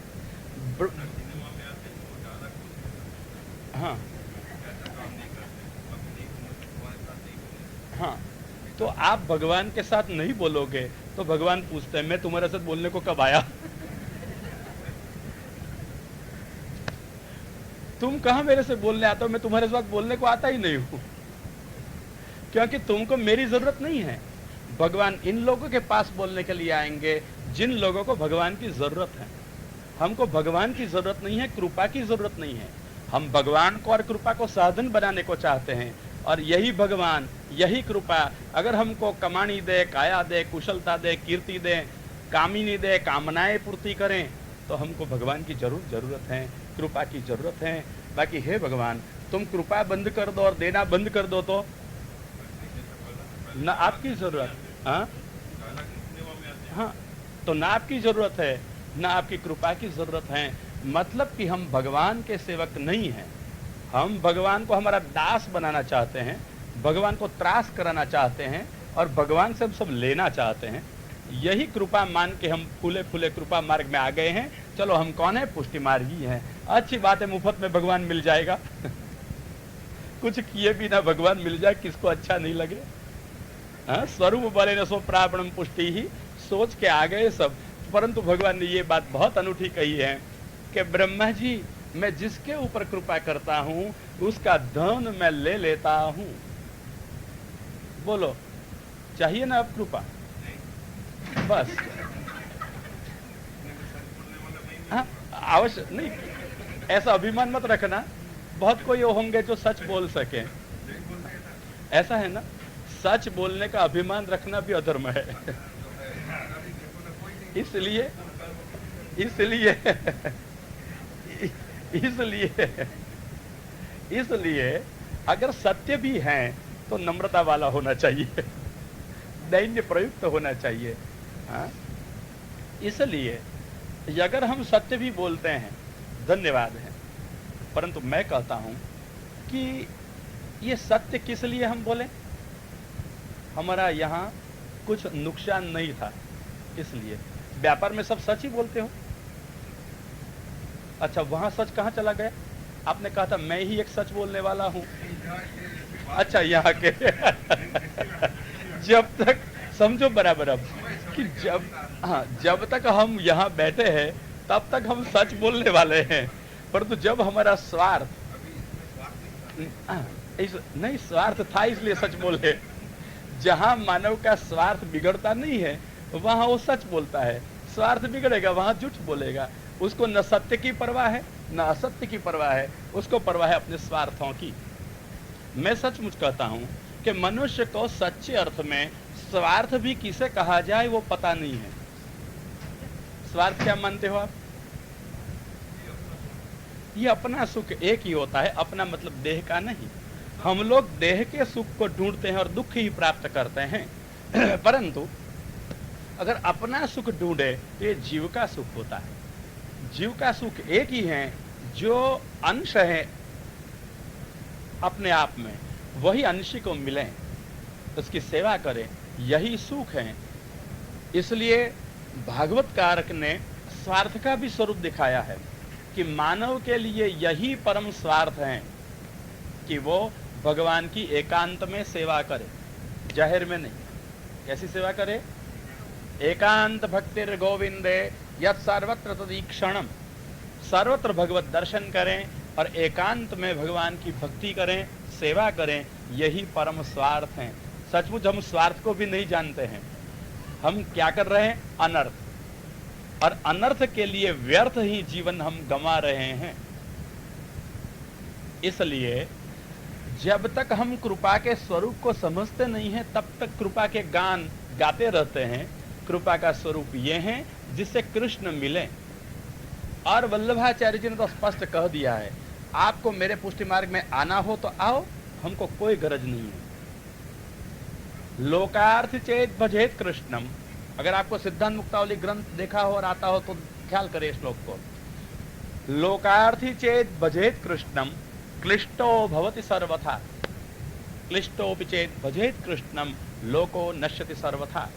महापुरुष ने टोले इकट्ठे करने के लिए, अनुयायी की परंपरा जमाने के लिए कभी संप्रदाय प्रकट नहीं किया है।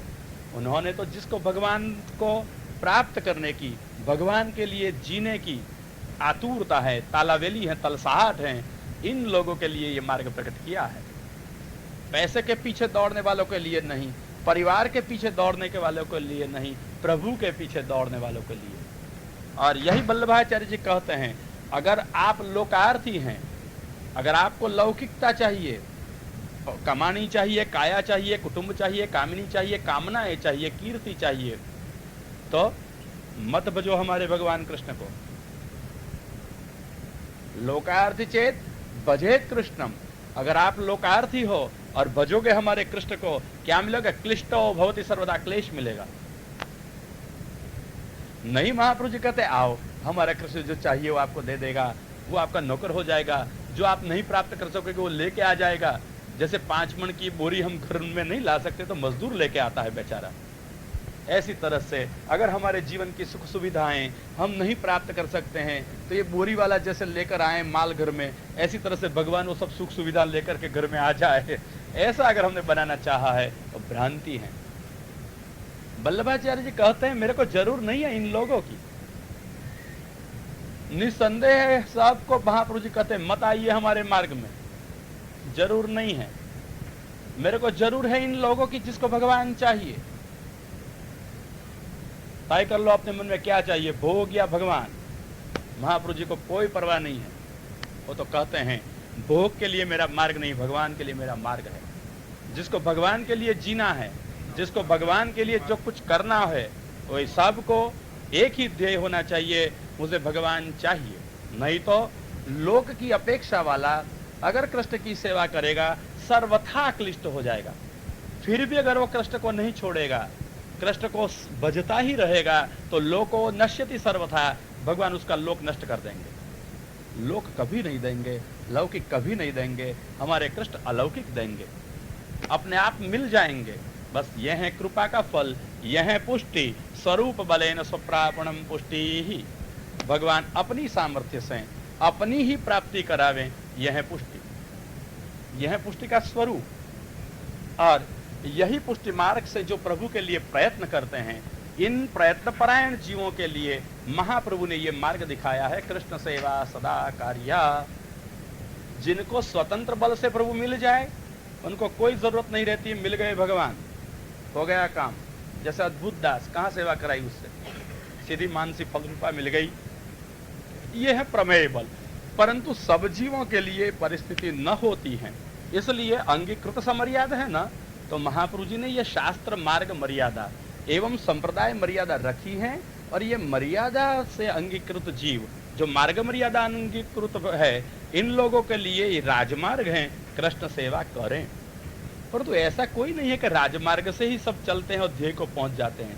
कहीं उधर उधर के रास्ते भी होते हैं ना, निकल जा सकते हैं। इसलिए सबने 84-252 में कृष्ण सेवा की है ऐसा भी नहीं दिखाई देता है। दिखाई देता है सबने कृष्ण सेवा की है। कोई ने गुरु सेवा की है, कोई ने वैष्णव सेवा की है, कोई ने गो सेवा की है, कोई ने कृष्ण सेवा की है, कोई ने हस्ताक्षर पधरा के सेवा की है, कोई ने चरण पधरा के सेवा की है, कोई ने वस्त्र पधरा के भी सेवा की है। जैसा जिसका अधिकार, जैसे जिसकी पात्रता। महाप्रभु जी ने जीवों को अपनी अपनी परिस्थिति में रखते हुए भी किसी को त्रास न हो, किसी को दुख न हो, ऐसी तरह से उनकी अधिकार मर्यादा का उल्लंघन कराए बिना अपनी परिस्थिति में रखकर महाप्रभु जी ने जो अधिकारी थे उनको ही कराई है कृष्ण सेवा। और यही कृष्ण सेवा के परिणाम, न किसी को राज्य दिया है, न किसी को धन दिया, न किसी को वैभव दिया। 84-252 में देखो, चारों वर्ण के स्त्री पुरुष हैं, है ना। ब्राह्मण भी कोई है, कोई क्षत्रिय भी है, कोई वैश्य भी है और कोई शूद्र भी है। अरे इससे आगे चलूं, कोई बड़ी जात वाले भी हैं। सबका अंगीकार किया है ना, यवनों का भी।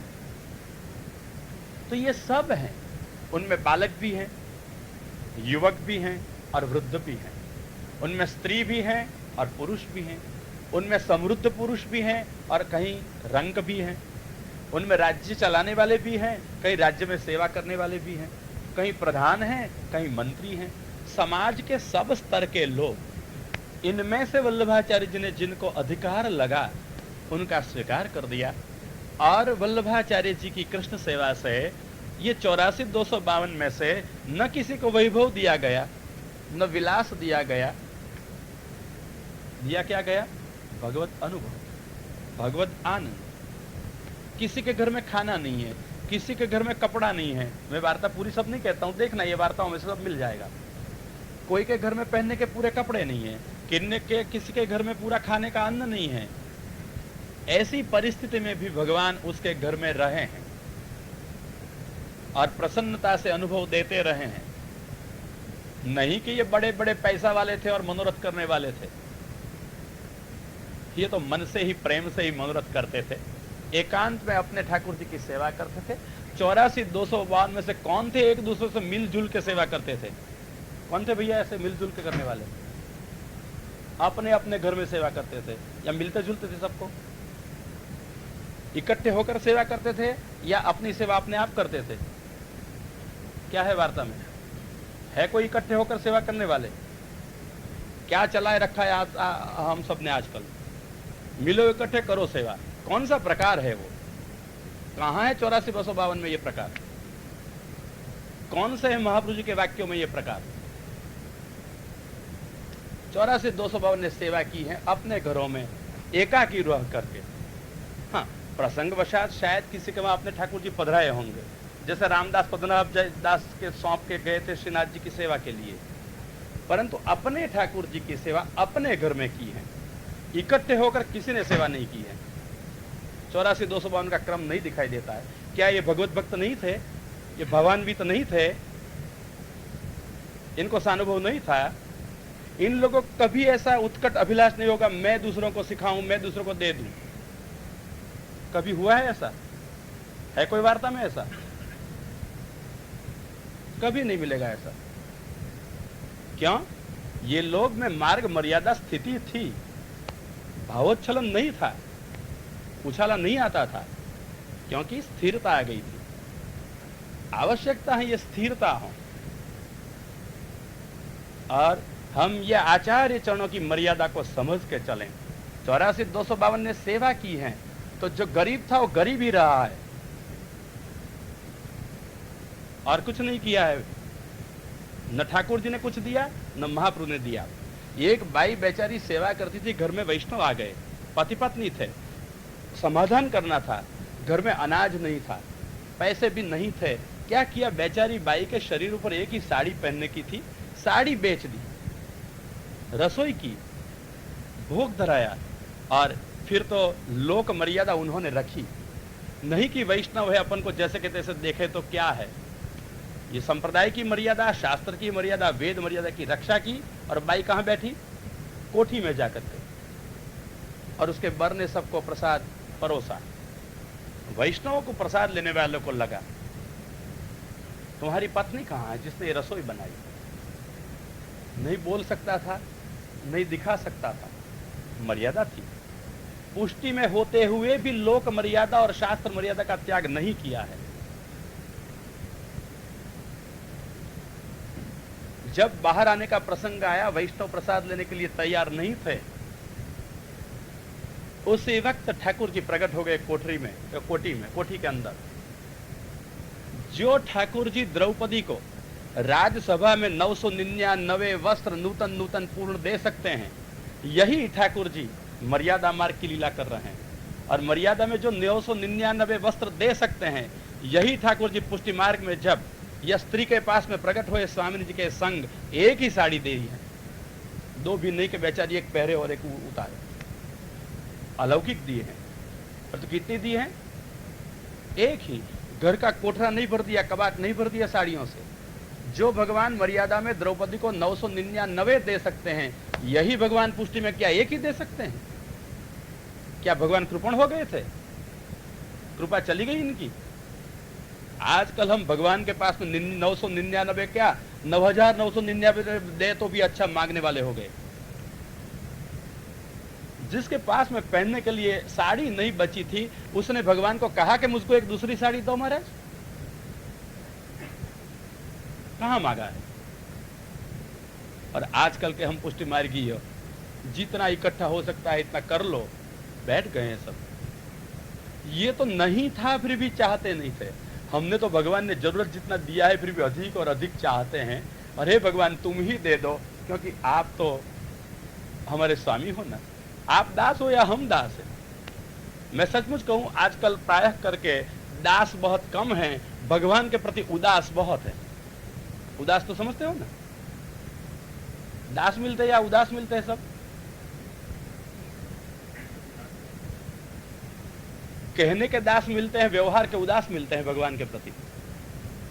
अपने अपने व्यवहार में, व्यवसाय में, कमाने में, खाने में, पीने में, भोगने में सबका उत्साह बहुत बढ़ जाता है, परंतु भगवान के लिए उदास ही उदास है। कहां है वो दास जो भगवान के लिए न्योछावर होने की तैयारी करे, जो भगवान को जीवन का लक्ष्य मान के भगवान को प्राप्त करने का प्रयत्न करे, जिसकी सेवा केवल भगवान के लिए ही हो? यह है दास जो भगवान के लिए ही जिए, बाकी तो सब है त्रास, होते हैं काल के ग्रास, बसते हैं केवल भगवान के दास। और ये दास थी बाई, एक साड़ी मिली तो दूसरी की कामना भी नहीं की है, और हमारे हृदय में से कामना गई है। बहन जी, कितनी साड़ियां आपके कबाड़ में होगी सबके? और फिर भी अगर आपको 250-500 मिल जाए तो चलेगी? आपकी बैंक में कितना रुपया जमा कराए हैं भैया? कितने रुपये बैंक में जमा कराए हैं? इनकम टैक्स वाला कोई नहीं है, चिंता मत करना, वो तो नहीं बताना है, आपकी साड़ियां बतानी है उनके पैसा नहीं दिखाना है। और फिर भी मैं पूछूं कि आपके पास में लाख हो, करोड़ हो, के हजार हो, जो कुछ हो, थोड़ा अधिक मिल जाए तो चाहिए या दान कर दोगे? कोई छोड़ेगा नहीं। तो हमको भगवान चाहिए या ये सब चाहिए?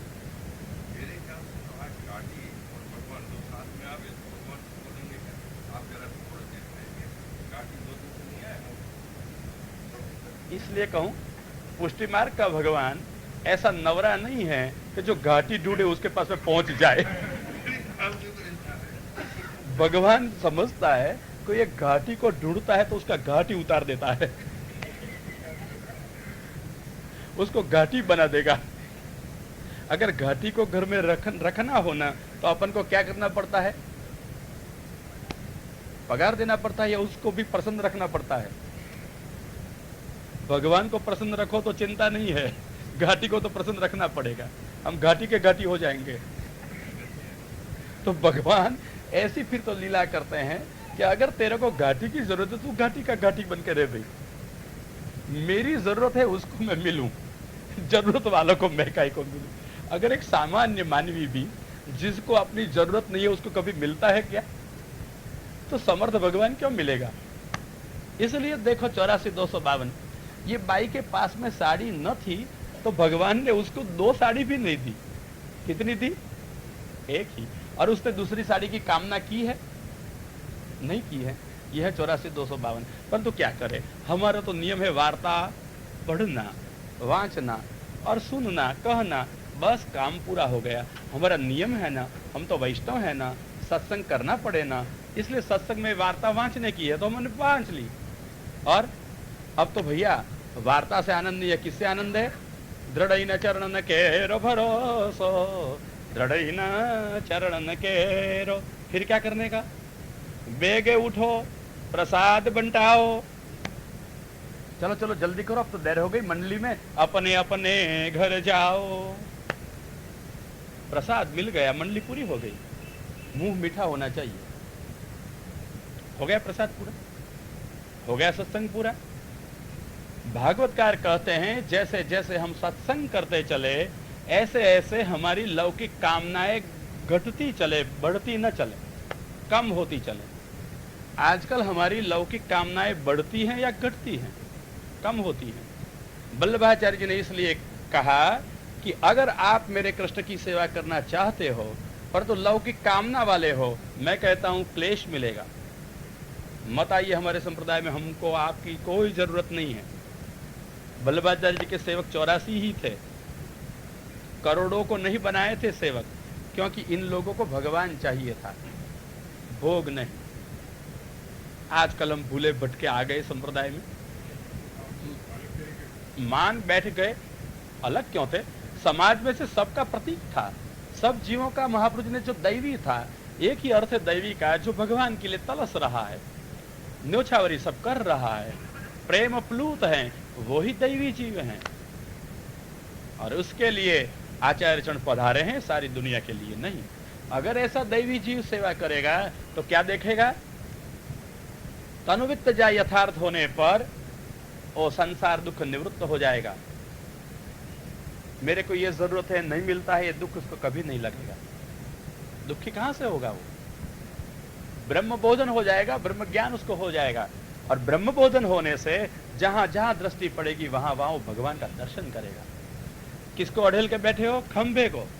क्या है वो? मैं ये बात कर रहा था, उसमें से सारी बात कही आपको। जड़ है ना, तो ये जड़ कहां से आया? देखो, भगवान के सदंश में से। भगवान है सच्चिदानंद रूप, तो भगवान के सदंश जो है उनमें से ये जड़ पदार्थ दृष्टिगोचर होते हैं। भगवान का चैतन्य और आनंद अंश उसमें तिरोहित हैं, समझ गए? अगर उसमें भी चैतन्य और आनंद दोनों प्रकट हो जाए तो ये खंभा भी क्या होगा? सत्य है, चिद और आनंद प्रकट हो जाएगा तो खंभा क्या बन गया? सच्चिदानंद। यही है भगवान। अब प्रहलाद के खंभे में नृसिंह कैसे आए थे? समझ गए? न किसी ने प्रतिष्ठा की है, न अंदर पोकलता है जैसे बैठे बैठे नृसिंह प्रकट हो जाए, परंतु सर्व की ब्रह्म रूपता होने के कारण, सर्व भगवद रूप होने के कारण वहां भगवान न दिखाई देने पर भी थे और है। तो ये जो भगवान थे और जो भगवान आज भी है, वो भगवान नहीं दिखाई देते थे, नहीं अनुभव देते थे, वो ही भगवान प्रकट हो गए। आकार जो स्वीकार करना था परिस्थिति के अनुसार, वही आकार का स्वीकार कर लिया। अर्ध सिंह स्वरूप और अर्ध नर का स्वरूप, ये हुए भगवान नृसिंह। नृसिंह भगवान। आज अनायास भी है भी नृसिंह चतुर्दशी, और मेरे को पता नहीं था कि नृसिंह जी की कथा करूंगा।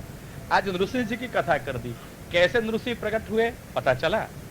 आप लोग श्रद्धा से मान लेते हो कि भगवान सर्वसमर्थ है, सब कुछ कर सकें, सिद्धांत बराबर है, परंतु शास्त्रकारों ने अपनी बुद्धि का उपयोग किया। यही शास्त्र परिमार्जित हमारी अगर बुद्धि हो जाए, यही शास्त्र के संस्कारों के मुताबिक हम सोचें, तो तुरंत समझ सकते हैं, केवल श्रद्धा के बल से नहीं, शास्त्र के फल रूप में, कि भगवान कैसे कब क्यों प्रकट हो जाते हैं। आई समझ में ना? कैसे प्रकट हो जाते हैं? प्रमेय बल से क्या करेंगे? परंतु अपनी इच्छा से क्या करेंगे? परंतु ये खंभा में जो चैतन्य आपको दिखता है, आनंद दिखता है, दिखता नहीं है, वो प्रकट हो जाएगा, फिर ये क्या बन जाएगा? सच्चिदानंद। यही भगवान है, समझ गए बराबर? अब जो खंभा भगवान है, ठीक है, मतलब कि जड़ रूप भी भगवान है, तो आपके रुपये क्या है? मैं ये कह रहा था, शुरू बात यहां से की थी ना। तो आप जो रुपये कमाते हो, हीरे मोती कपड़े गहने बसाते हो, ये सब क्या है? जड़ पदार्थ हैं या चेतन है? जड़ हैं। तो हम जड़ के पीछे दौड़ रहे हैं, सद के पीछे दौड़ रहे हैं, चीद और आनंद को छोड़ के। निकृष्ट दशा में या उत्कृष्ट दशा में, आप ही सब तय कर लें। दौड़ रहे हैं हम जड़ पदार्थों के प्रति, हम जीव होते हुए। जड़ से उत्तम है जीव और उससे उत्तम है आनंद। तो हमको दौड़ना चाहिए आनंद के पीछे। और आनंद क्या है? कल दिखाया था, यही आनंद है हमारा भगवान, जो हमको आनंद बिंदु से जिलाता है। वही आनंद सिंधु सामने से मिल जाए, यही होती है पुष्टि। आनंद बिंदु की प्राप्ति के लिए हमारा जीवन होता है, जीवन भर के प्रयत्न होते हैं। एक आनंद के बिंदु से निर्भर हमारा जीवन रहता है, इसलिए। परंतु यहां तो आनंद सिंधु मिल जाता है। इसलिए सोचो, जो कुछ हम प्राप्त करते हैं, ये चांदी है या सोना या हीरा है या मोती है, आखिर में क्या है? जड़ है। अच्छा, जड़ में कौन है? बहुत सुंदर, क्या है? ब्रह्म है। तो ये ब्रह्म जो जड़ है, जो आपने कहा था, अब सोचो बराबर सिद्धांत से, जो जड़ है और जो दिखाई देता है वो कैसा है? नाशवंत है, कहा था ना। तो अब मैं पूछता हूं, ये सब कौन है? अब ब्रह्म रूप है, तो अब नाशवंत है? नहीं है, तो क्या है? तो महापुरुष जी ये दर्शन कराते हैं कि ये नाशवंत है, समझ के उससे मत दूर रहो, परंतु ये ब्रह्म है, समझो, ये भगवान है। परंतु अगर हम उसको भगवान के रूप में देखें तो कृतार्थ हो जाएंगे। हम किसके रूप में देखते हैं? सोना और चांदी के रूप में।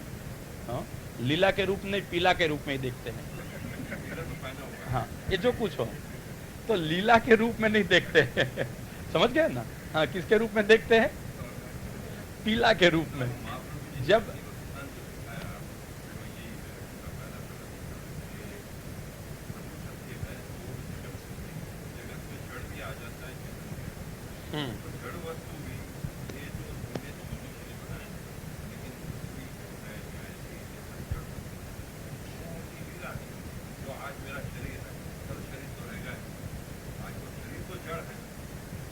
फिर बोलो क्या पूछना है? लीला हो जाती है। अच्छा, बहुत सुंदर। ये कहते हैं कि ये भगवान ने सब उत्पन्न किया, मतलब भगवान ही ये रूप से बन गए। सच्चा सिद्धांत ये है कि भगवान ही सारे रूप में बन गए। बहुत धन्यवाद है। तो उसकी लीला है। तो हमने जो मतलब उसका समझ गया, पैसा हम प्राप्त करते हैं वो भी उसकी लीला नहीं है? हमने लीला की प्राप्ति कर ली। परंतु एक बात कहूं कि ब्रह्म सब जगत रूप तो जरूर हो गया है, परंतु वहां अपनी ब्रह्मरूपता प्रकट नहीं की, जड़ रूपता प्रकट की है।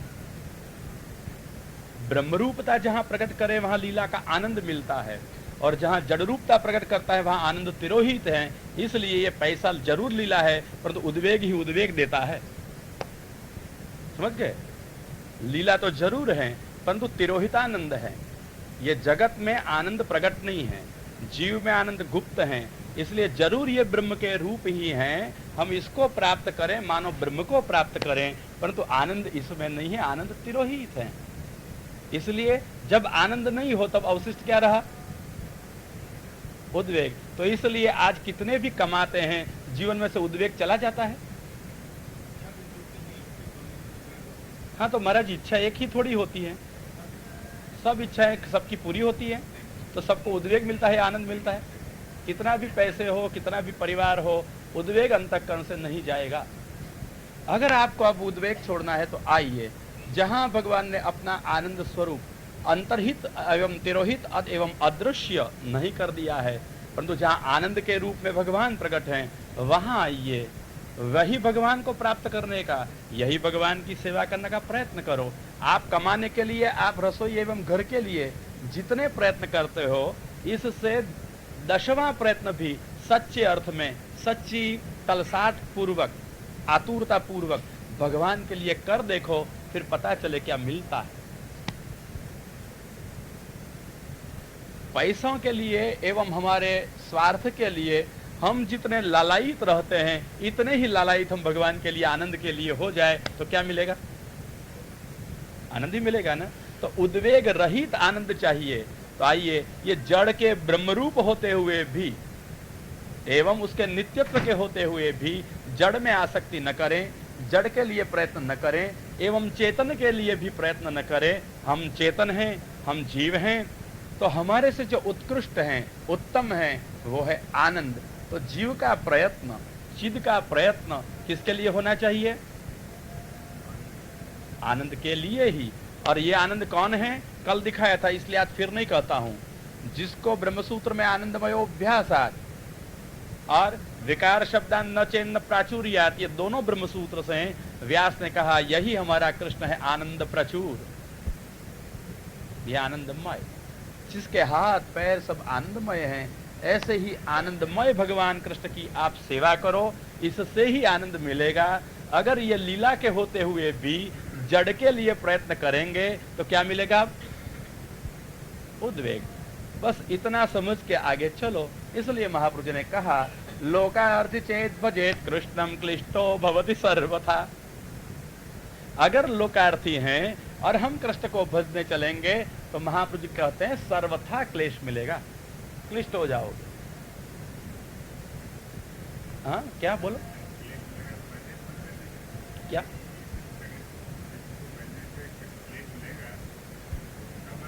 शर्त ये है लोकार्थी चेत भजेत कृष्णम।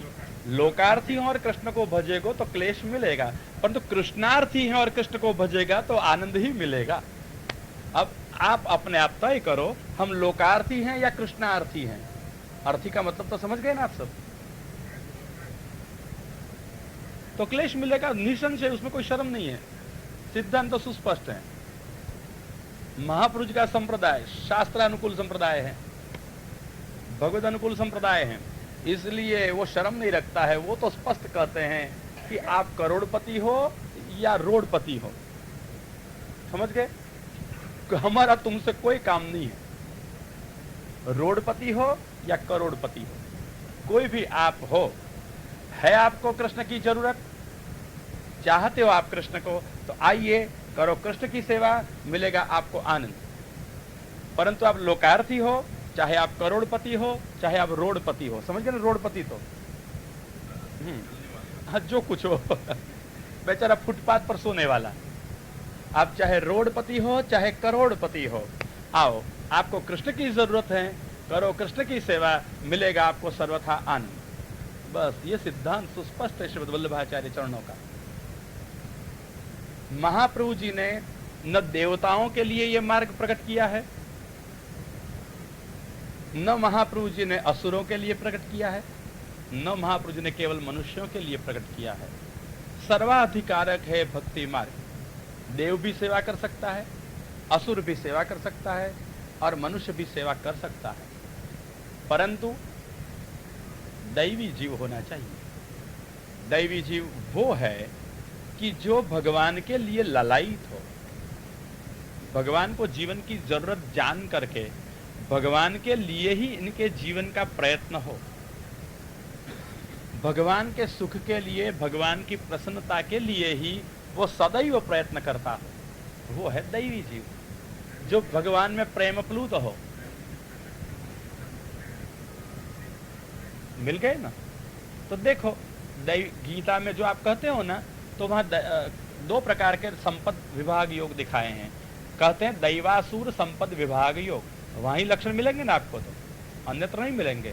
तो देखो कहते हैं, अब मैं दिखा दूं आपको, अभयम सत्व संशुद्धि आदि से जो कहा गया ना, वो दैवी संपत्ति है। अभय, अंतःकरण की शुद्धि आदि जो प्रकार हैं, वो दैवी संपत्ति लक्षण है। परंतु आसुर संपत्ति के लक्षण दो आजकल ख्याल रखने जैसे हैं। मैं कहूं अस्थि और प्राप्ति, ये दोनों आसुर संपत्ति लक्षण है। अस्थि समझ गए? कितना रुपये है आपके पास में? मत बताने का नहीं, मन में तो रखो। अस्थि कितनी मोटर है, वो तो बताने की बात नहीं होती। अब नहीं, मोटर तो बताने की बात है, सब देख लेंगे, मुंह से नहीं बताएंगे। अच्छा चुप रहेंगे, ठीक है तो सही ना। अस्थि हमारे पास में इतना है, मन में तो होता है ना, हमारे पास में इतना है। अस्थि, अस्थि का मतलब समझ गए? है। हमारे पास में कितनी साड़ियां हैं, बताने का है या नहीं? मन में रखो। नहीं मत बताओ, ये दिखा है परंतु आप मत दिखाना, मन में रखते हो। इतनी साड़ियां हैं, परंतु वो बहन ने जो पहनी है ना, ऐसी अब मेरे पास में नहीं है। अब जब जरा अनुकूलता मिल जाएगी तो ऐसी लेके आऊंगी। प्राप्ति, पैसा तो है, परंतु अभी जरा 1-2 करोड़ बढ़ जाए तो क्यों भैया, रखेंगे या दान कर देंगे? हाँ, दान तो करेंगे थोड़ा थोड़ा, परंतु बाकी का रख लेंगे हो, और हमारा आता रहे इसलिए थोड़ा कर देंगे। ठीक है, तो कर दिया। तो ये क्या हुआ? प्राप्ति और अस्थि। हम जो है उसको जानते कि हमारे पास में इतना है, ऐसा है। श्री गोवर्धन नाथ की मैया सामने बातें नहीं करने की। तो ये अस्थि। और दूसरा क्या है? प्राप्ति, इतना मैं प्राप्त करूंगा, इतना मुझे मिलेगा। तो ये अस्थि और प्राप्ति दोनों जिसके पास में हैं, ये कौन है जानते हो? आसुर संपद वाले लोग। तो हम अस्थि प्राप्ति में मिलते हैं। भगवान कहते हैं आगे, ओहो मैंने इतना कमाया है, इतना कमाऊंगा, मैंने इतना भोग किया है, इतना करूंगा, मैंने इतना दान किया है, अभी करूंगा। ये सब अस्थि और प्राप्ति की परंपरा जहां चलती रहती है, वहां आसुर संपत्त हैं। ये तो मोक्ष की बात आप जानो और भगवान जाने, मेरी जिम्मेदारी नहीं है। हाँ, तो ये तो आपको तय करना है गीता के श्लोक से। अब मेरे को पूछने का कह रहा है, आप इष्टम श्लोक बोलते हो। तो दैवी संपत्ति विमोक्षाय आसुरी बंधाय आसुरी मता, ठीक है ना?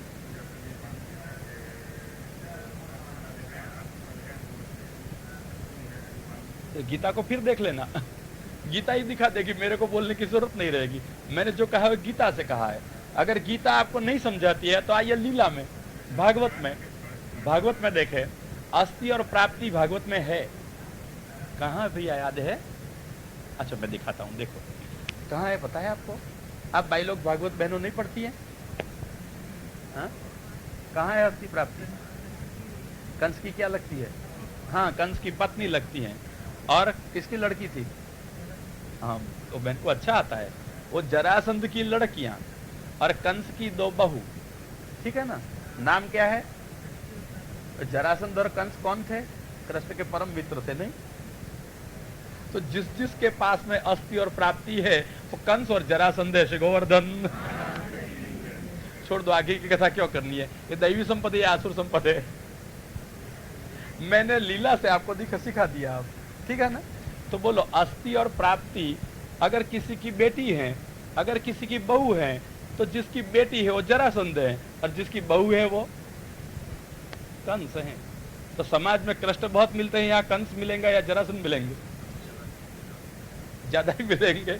कृष्ण तो कदाच एकाध कहीं पे मिल जाएगा, ठीक है। इसलिए भैया अब समझ गए दैवी संपत्ति? हाँ कहिए।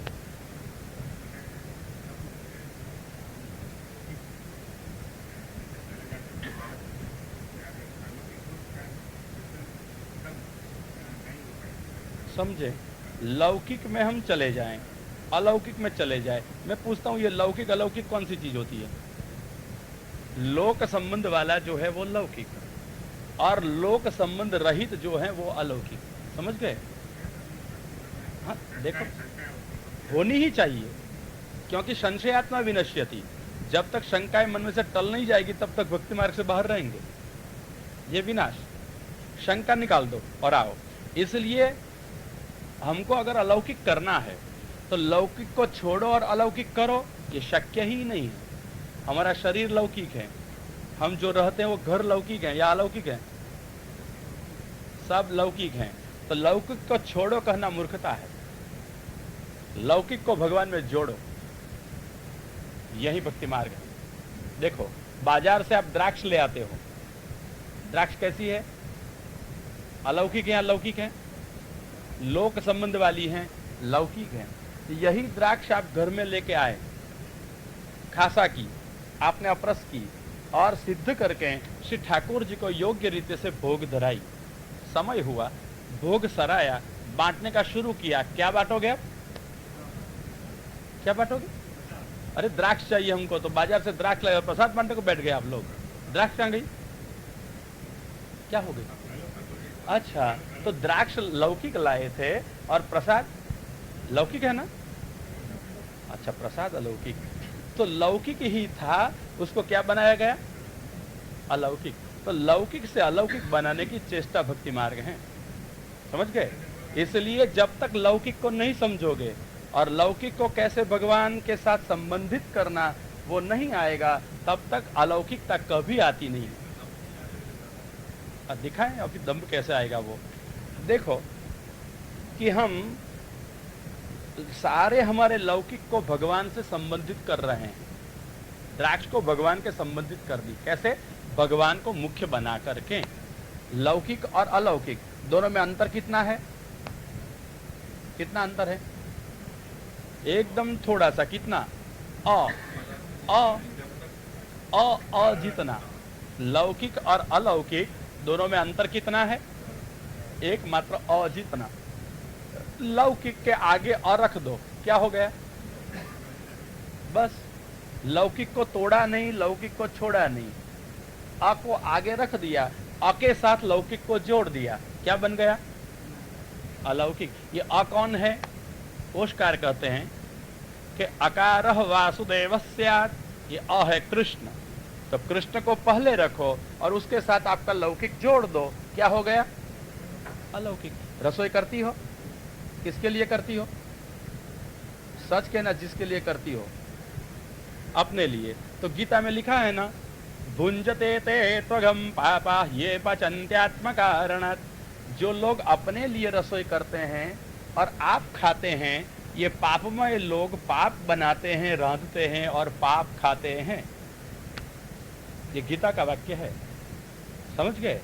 और यही रसोई अगर लौकिक हो गई, अपने लिए की तो पाप में हो गई, और वही रसोई कृष्ण के लिए करो तो कृष्ण, और उसके लिए रसोई पीछे आया ना, कृष्ण घर में है तो उसके लिए की रसोई लौकिक, तो अकृष्ण और उसके साथ जोड़ गई तुम्हारी अलौकिक रसोई, तो अब कृष्ण के लिए रसोई करते हो तो वो क्या है? सेवा है आपकी। ये पाप नहीं है, ये सेवा है। तो एक काम है पाप है और दूसरी सेवा है। तो कृष्ण के लिए रसोई करो और अपने घर के लिए रसोई करो, अंतर क्या है उन दोनों में? कृष्ण के लिए रसोई करो तो दाल घी में होती होगी। अच्छा, घी में दाल पकाते हो? अच्छा भैया, नहीं, कृष्ण के लिए जब दाल पकानी होती है तब पानी में दाल करते हो ना, जैसे इनके बजाय कृष्ण के लिए घी में दाल ओरी जाती है। घी में, पानी में ही? अच्छा अच्छा। आप मैया लोग दाल कैसे बनाती हो, पानी में या घी में? तो तुम्हारी लौकिक की जो दाल है वो भी पानी में होती है, और कृष्ण की दाल है वो भी, और दूध या घी में तो नहीं होती है ना, वो भी पानी में होती है। रसोई की सारी प्रक्रिया तो एक तरफी है, ध्येय बदल जाता है, ध्येय बदल जाता है। हमारे लिए हैं तो ये पाप है गीता के मत के अनुसार, और गीता को सर्व संप्रदाय को मान्य है ना, अकेले पुष्टि मार्ग वालों को नहीं, सब हिंदुओं को, सब हिंदुओं को। तो अगर भगवान को भोग न धरना हो रसोई की तो क्या है? ये होटल बाजार में खाते पीते हो सब क्या है? तो कुछ बोलने का नहीं है, जो है वो, क्योंकि वो तो खाते और पीते, फिर कैसे बोला जाए? जो कुछ हो, इसलिए वृद्धि कैसे हो जाएगी, समझ गए। और कोई कहता है कि अगर भगवान को भोग नहीं धरे तो कंठी को धरे। मैं कहता हूं ये कंठी आदि को भोग धरना आपद धर्म है। अगर हम हमारे ठाकुर जी को कभी कोई अपवाद रूप प्रसंग में भोग न धर सके स्थिति में हो तो प्रसादी करके लो, चरणामृत पधरा के लो, प्रसादी वस्तु पधरा के लो, कंठी को भोग धरो या मन से भोग धरो, ये कभी कभी चले जब ठाकुर जी को भोग नहीं धर सकें ऐसी स्थिति में। परंतु सामान्य रूप से तो रोज ठाकुर जी को भोग धर के प्रसादी से ही निर्वाह करो। असमर्पित वस्तु नाम तस्माद वर्जन माचरेत, असमर्पित वस्तु का त्याग ही कहा है। इसलिए बोलो, अब त्याग करने का या खाने का? आप कंठी को भोग धर सकते हो? कोई कहता है हाँ हाँ धरते हैं, इसमें क्या है, जो खाना है वो भोग धरो। नहीं, जो खाना है वो प्रसादी कर लो, नहीं हो सकता है। जो वस्तु शास्त्र शुद्ध हो, संप्रदाय मर्यादा के अनुसार कृष्ण को भोग धर सकें ऐसी हो, इन वस्तुओं को ही अपने जीवन निर्वाह के लिए आपद धर्म के रूप में हम प्रसादी कर सकते हैं। नहीं कि जो कुछ खाना पीना, पाऊं ब्रेड बटर जो हाथ में आ गया बना दो प्रसादी, नहीं होता है। नहीं तो कल कोई कहेगा दारू में भी धरो, चरणामृत कर दो प्रसादी और पीते रहो। ये कौन सी मर्यादा होती है? सब कुछ मन चाहे वो प्रसादी नहीं किया जा सकता है। लोग कहते हैं हम तो चाय पीते हैं पर तो प्रसादी पीते हैं। मेरी अक्ल में कभी आया नहीं कि चाय कैसे प्रसादी हो जाती है। लोग कहते हैं प्रसादी दूध का उपयोग करते हैं, प्रसादी मिश्री का उपयोग करते हैं। मैं कहता हूं काली काली पत्ती डालते हो, ये सब प्रसादी में कालापना है। ये कौन सी प्रसादी पत्तियां होती हैं? सब चीज जो भाई कहते हैं भगवान ने बनाई हुई, तो मल भी भगवान ने बनाए हुए, क्यों नहीं खाते हो? आप खाते क्यों नहीं हो मल को? सीधे सीधे भगवान ने बनाई चीज है। फिर एक बात समझो, उत्पन्न होने दो। शाक भाजी खाओगे, मल खाओगे? क्यों नहीं खाओगे भाई? वो भी खाने की चीज है, क्यों नहीं खाते हो? अच्छा, तो यहाँ जानवर और मानव के लिए विवेक बुद्धि दूसरी है ना। वो जानवर क्या खाएगा और मानव क्या खाएगा? जैसे हम व्यवहार में विवेक बुद्धि रखते हैं कि ये मल जानवर के लिए एवं पशुओं के लिए, कुत्तों के लिए हैं, सुअरों के लिए हैं, और मनुष्य के लिए भले उनमें से पके फिर भी शाक भाजी है। ये विवेक है ना, विवेक है ना। मनुष्य और पशु का अंतर किया ना। अच्छा, ऐसी तरह से सब खाद्य पदार्थों में भी ये सेवा वाला मनुष्य है, ये शास्त्रानुकूल चलने वाला मनुष्य है, तो उसके लिए भी एक मर्यादा है, ये खाया जाए ये नहीं खाया जाए। आई समझ लो। जैसे पशु और जानवर के बीच हाँ जरूर करें।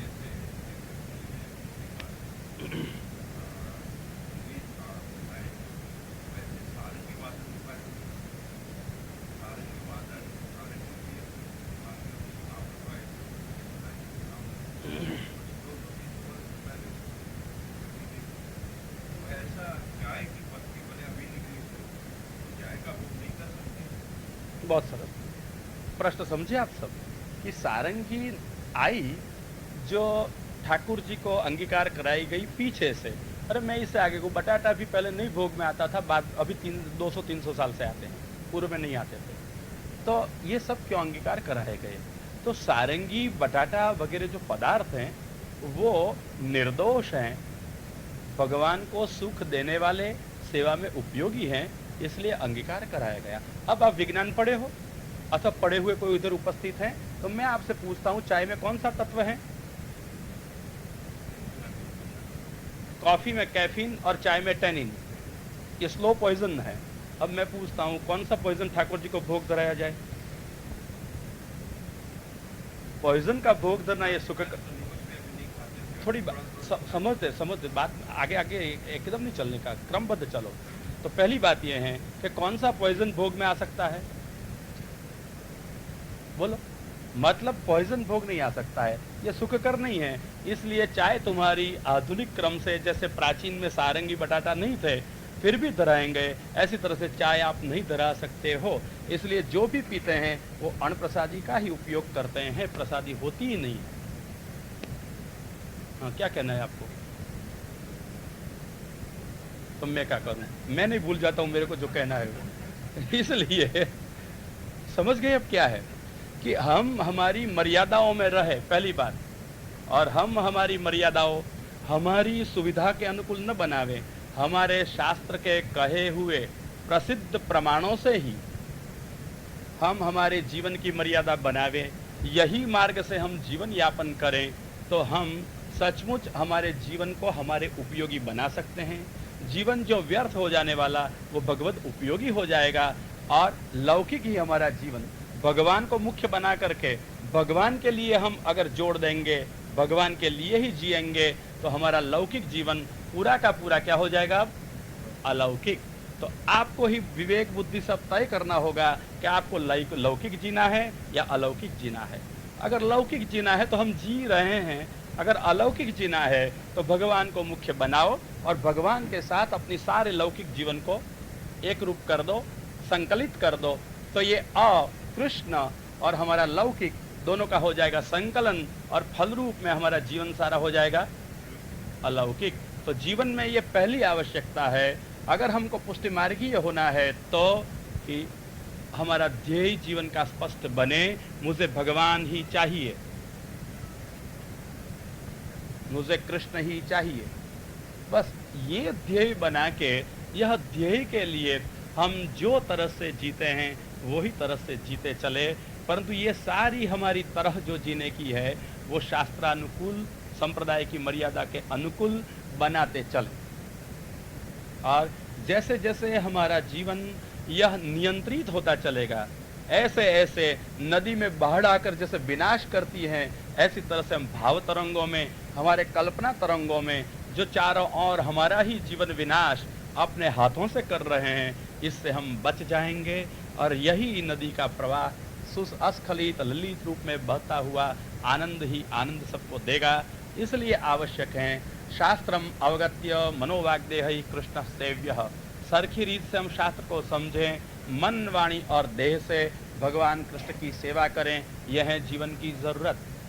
और यही भगवान कृपा करते हैं, जिस जीव को मिलना चाहते हैं वो अपने आप मिलते हैं। यह है पुष्टि, जीव के प्रयत्न से नहीं, भगवान जीव को प्राप्त करें, ये पुष्टि है। जीव भगवान को प्राप्त नहीं कर सकता है। भगवान जिस मार्ग से चल करके जीव के पास पधारते हैं, ये मार्ग है पुष्टि मार्ग। जीव चल करके भगवान के पास में पहुंचता है, पुष्टि मार्ग कभी नहीं है, कभी पहुंच नहीं सकेगा, शक्य ही नहीं है। परंतु जिस मार्ग से भगवान पधारे, यही मार्ग का नाम है पुष्टि मार्ग।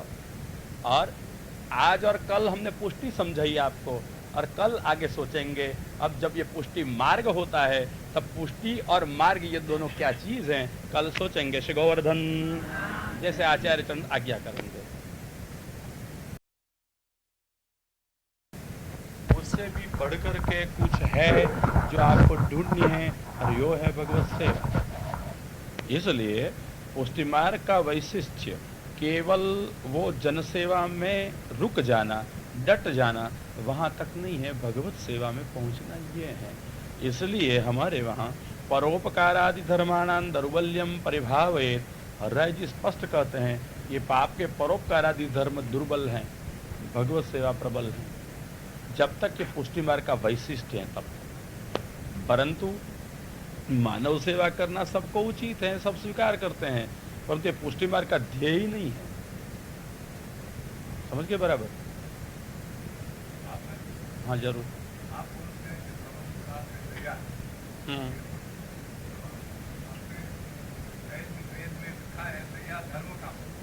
वेद में ऐसा लिखा है? आपने वेद पढ़ा है? वेद देखा है? वेद देखा है? तो वेद में लिखा है कैसे कहते हो आप मेरे को? और को कहो तो समझ जाएगा कि वेद में लिखा होगा, मैं नहीं मानूंगा। हाँ तुलसीदास ये वेद नहीं है। हाँ बोलो। हाँ तो दया धर्म का मूल है तो बराबर है। मैंने नहीं कहा कि दया करना वो अधर्म है। हाँ दया से परोपकार होता है, परोपकार से दया नहीं। समझ गए? तो दया से परोपकार होता है तो इसमें क्या कौन सा हर्जा है? बराबर है, करो। परंतु ये पुष्टि मार्ग नहीं है, मेरा ये कहना है। पुष्टि मार्ग उससे बहुत ऊंचा है।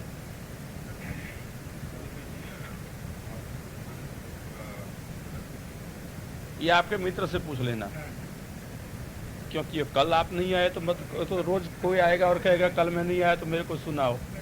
तो रोज की बात नहीं हो सकती है। आपको कल आना चाहिए था, और अगर नहीं आए तो आपके इर्द गिर्द के आपके मित्रों से पूछ ले सकते हो कि क्या कहा था।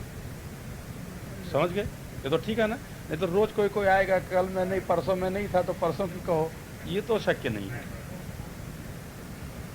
और कुछ पूछना है?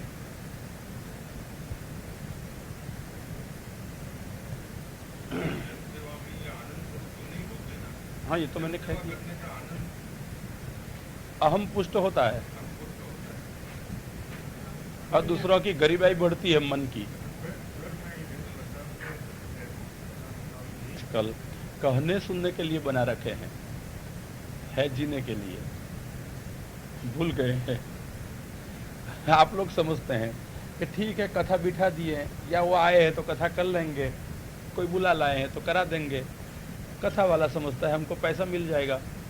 आप लोग कहते हैं कि हाँ थोड़ा है तो दे देंगे, हमारा पुण्यदान हो जाएगा, दोनों का स्वार्थ सिद्ध हो जाएगा। हम ये कथा में नहीं मानते हैं। हमारे ग्रंथ, हमारे शास्त्र इसलिए नहीं हैं दोनों का धंधा चले, हमारा पैसा कमाने का धंधा चले और आप लोग का मुफ्त में पुण्य कमाने का धंधा चले। ये धंधादारी शास्त्र नहीं है। हमारे शास्त्र जीने के लिए हैं। हाँ, इसलिए जितना भी आप समझो, स्पष्ट समझो, और जितना भी शक्य हो इतना जीवन व्यवहार में एक रूप बना दो। ये आवश्यकता है हमारे सबके लिए। नहीं तो फिर चलता ही रहता है वही क्रम, जैसे मनोरंजन चलता हो ऐसा। कभी न कभी कोई कथा हो जाती है तो 2-4 घंटा मनोरंजन मिल जाता है, कुछ सुनने की, कुछ कहने की, नई सुनी ऐसी नई नई बात मिलती है। हमको नई नई बात चाहिए, कहाँ भगवान चाहिए, कहाँ हमको भगवान के लिए जीवन बनाना है। हाँ 2-4 घंटे तक टीवी देख के आँखों थकाना, इसलिए अच्छा है कि यहाँ आके कथा सुनना। टीवी देखते हो आप लोग तो आँख थक जाती है, कथा सुनते हो तो कान थकते हैं।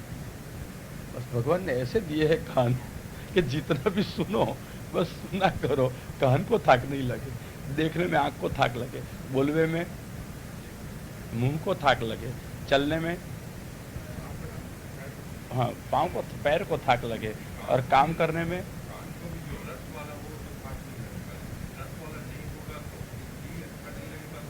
ये तो आपका मन को कंटाल आएगा, कान को थाक नहीं लगेगा। मन और कान में भेद समझ लो।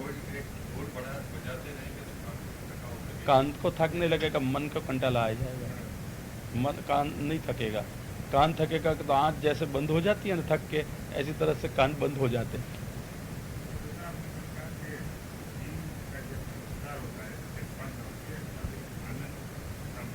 जीव का विस्तार नहीं, ब्रह्म का कहा था।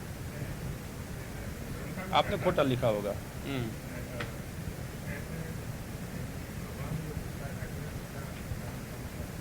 हाँ बराबर है, बोलो फिर। कैसे कम होता है वो तो शास्त्र से सिद्ध है ना, कि वो जो पूर्णानंद स्वरूप था, चाहा कि मन एक रूप हो जाऊं, तो जितने अंश में इच्छा हुई, इतने अंश में वो जागतिक इच्छा के, जगत संबंधिनी इच्छा के कारण इतने अंश में आनंदांश स्थिर हो जाएगा। जैसे आपके पास में दूध का पूर्ण भरा हुआ एक प्याला हो, ठीक है, और उसमें एक छोटी सी कांकरी आप डाल दो, तो क्या होगा?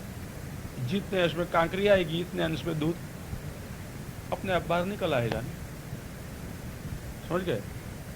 फिर दूध का प्याला तो भरा ही कहा जाएगा, स्वल्प कम हो जाएगा। ऐसी तरह से ब्रह्म को इच्छा हुई मैं जगत रूप हूं, तो इतना आनंद कम हो गया, ये गणित आनंद स्वरूप हुआ, उसका नाम है अक्षर ब्रह्म। होगी स्पष्टता? फिर है अभी